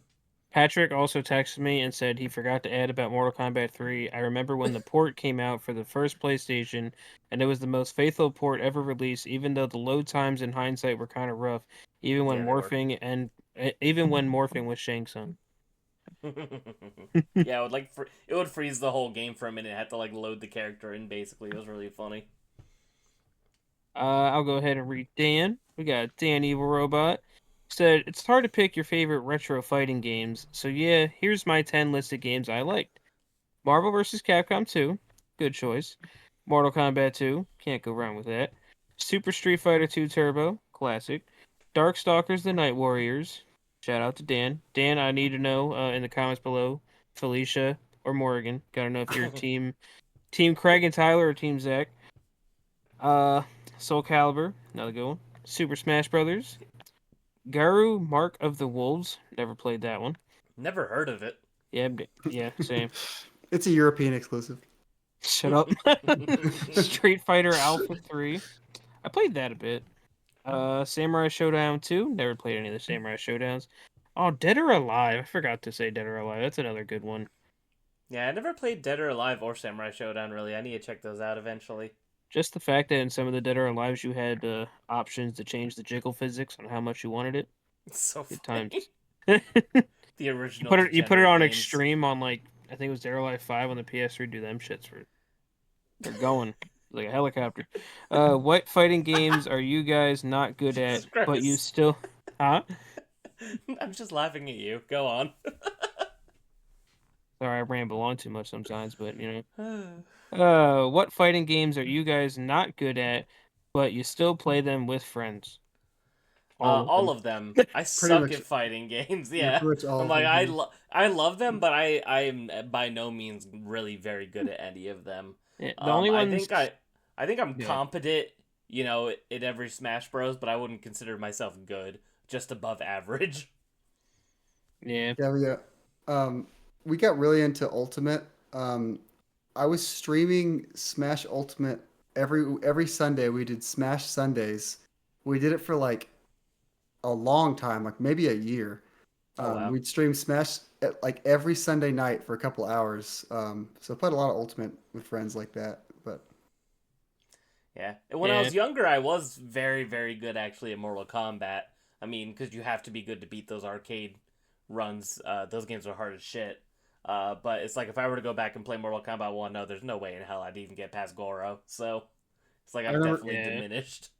I remember with Ultimate when we were streaming it, this one random person came in and told me my Donkey Kong was meh, and then started giving me tips on how to play the character better. And I was like, all right, man, go somewhere else. Really douchey. and Yeah. yeah, Smash I'd say I'm okay at. I'm like average. But then Tekken, I'm probably like a little better at than Tekken and Soul Calibur, a little better at than most fighting games. Mm-hmm. And then for some reason, Mortal Kombat X, I was like decent at. Other Mortal Kombats, I probably get my ass rocked, but. All right. John wrote in. He said, "Hello again, guys. John here again for my top 5 retro fighting games. Number 5, Ultimate Mortal Kombat 3. Number 4, Killer Instinct 2. Number 3, Capcom vs. SNK 2. Never played 2, that one. Guilty Gear. And number 1, Street Fighter Third Strike." John's really good at Street Fighter Third Strike. Is he? I've seen him play it, and he's good at like all fighting games, man. This man can just pick up a controller on a new fighting game and just learn it. I swear, I that's don't one know. of those things some people are just like born raw natural talent is fighting games. Some people are just naturally good at them. Yeah, I always like, man, I just want to like get to that point. I can't. All right, Maybe Zach, one day. go ahead. but, If you'd like to read the last write-in for us, please. yeah, unless you think you're gonna have technical difficulties, I can take it over. Hello, The guys. best part about it is I didn't plan this. You Hello, just guys. landed It's last. Jason once again. Let's give a round of applause for Jason, everybody. Yeah. He's been here every Jason. episode. Every episode, we gotta give it To to keep him. it simple, here are my top 5 retro fighting games. Number 5, Teenage Mutant Ninja Turtles Tournament Fighters for the Super Nintendo. Played a little bit of Number that 4, one. Tatsunoko vs. Capcom. Number 3, played that one. Street Fighter Alpha 3. Number 2, Marvel vs. Capcom 2. Number 1, Mortal Kombat 2. Nice. He would also like to give an honorable mention to Ergies. Did I say that right? I think Ergies? so. Ergies? A fighting game that, for some reason, is a better game with some certain RPG characters in it than that remake that also has those same RPG characters in it. Clearly, he's talking about. Let's see. What RPG characters could he be talking about? I'm not familiar You with the tell me. Ergies game, so it could be anything really. I'm not Yeah, either. really, who knows? Yeah, I guess kind of just gotta. leave in the comments what RPG characters you're talking about because I'm not familiar with what characters or remake you could be referencing. I've always wanted to try Air Geese just because of the I've never been included heard of it. characters. Oh, that game. I was gonna say, I'm pretty sure Okay. Cloud's actually on the cover. Yeah. Oh, he come is. on. Don't say it. Look, it's Well, I Cloud want to versus. actually talk about it. Look, it's Cloud versus Sephiroth right there. Yeah, that's great. That's pretty neat, actually. That's probably the only reason that game sold, honestly, is because that's the Final Fantasy VII characters. I've always wanted to try it because I think it's them and Tifa is also in it, I believe, right? When is Tifa going to come into Tekken 8? God, that'd be such a cool guest I fighter. said- That'd be so I said cool. I Come would on. buy. I said I would buy There you Tekken 8 go. when Tifa shows up, but I don't know if Hasn't it's gonna happened yet. happen. I mean, they still gotta announce like 3 more characters or something like that. 2 or Oh, 3, do they? just for season 1. Yeah, I know Man. they did Eddie. They did the one girl. I don't think they announced anything after that. Eddie, like the Iron Maiden mascot? Not Who's that. Eddie? You know who Eddie is in Tekken? It's a Tekken character. So Okay. It's not a guest character or Well, anything. To be fair, I feel like there's so many out of pocket like guest characters. So I Yeah. feel like the Iron Maiden mascot isn't really that much of a stretch. It's all about that Daytona car. And Hell yeah. Mega Man. Let's go. I definitely need to own Fighters Mega Mix just to be a Daytona car main. You know about that, Zach? I've heard about this. Yes. Yeah. Okay. It's really stupid. I Yeah. love when fighter games are stupid. I'm telling you right now, once they add Lucy from Cyberpunk Edgerunners to Guilty Gear Strive, that's when I'm finally gonna pick that game up. Because Cyberpunk Edgerunners is like a top 3 anime of all time for me. I'm so excited So- for that. So you're telling me Anna never played Tekken 7? Because isn't she a Final Fantasy 15 fan?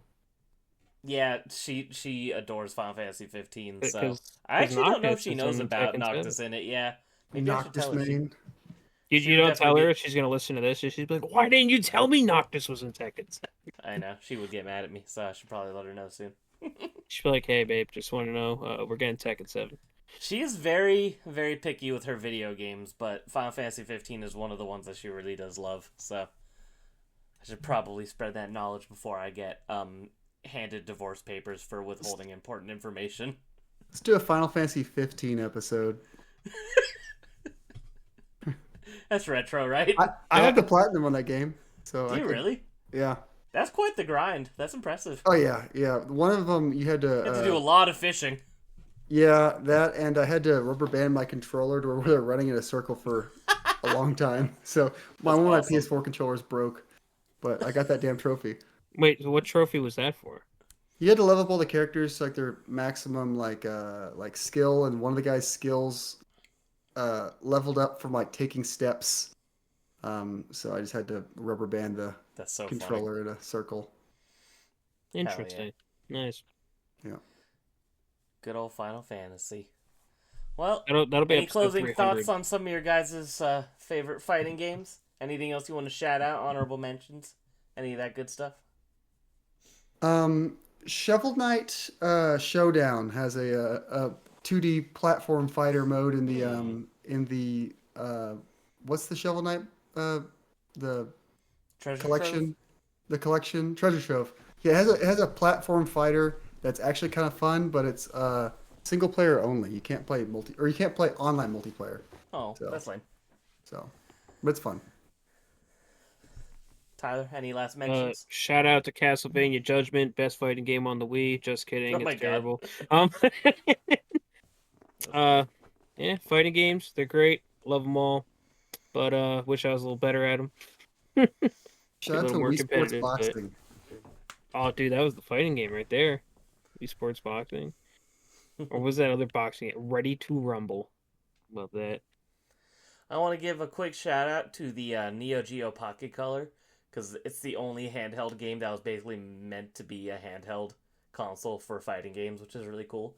There's a bunch of Capcom and Neo Geo fighting games on there that are really really cool and interesting. So shout out to Neo Geo Pocket Color system that nobody in the world owns, but it has a really cool little clicky joystick. So And Can't go believe play that. Sonic the Fighters. yes, This I would is say that. Smash Brothers 4 3DS Erasure. I won't have it. and a quick shout out to Smash Remix, which is a modded version of the Nintendo 64 Smash Bros. With a bunch of added characters. Very, very cool. Oh, when I fan found that ROM out, that was crazy. yeah, so I Someone had definitely that running recommend at the everyone check con that we're out. at. Said something Oh, were like they that. really? I don't know fun. if it was that specific one, but it had Sonic on Smash 64. So There you go. Yeah, it's like they have Mart, they have Conquer, they have Do a you bunch ever of play random Slippy, Gomons. dude? So, Like, huh? you're able to play as Slippy the Toad. Hell yeah! Everyone's favorite Nintendo character. All right, boys. Well, that's about all I have. I think on old ass fighting games. I enjoyed talking to you boys about it. it was Pretty fun. good one. Reminder to everybody: Persona 3 in 2 weeks. If you haven't started, get to it. If not, first half of the episode talking about it will be spoiler free, so you still feel free and welcome to join us on that conversation. And I guess it's about time to say goodbye. Zach, goodbye. Bye, Craig. Tyler, goodbye. Goodbye, everyone. Remember, when you alphabetize your games, game series chronologically, and then alphabetizing is the priority after it. Just want to say that all, and hope you all have a great night. It's a good night to. That's a good note to end on. Yeah. If you enjoyed, of course, please like, share, subscribe. Share it with your friend, your coworker, your grandma. I'm sure they all really enjoy it. And we will see you all in 2 weeks. Take care.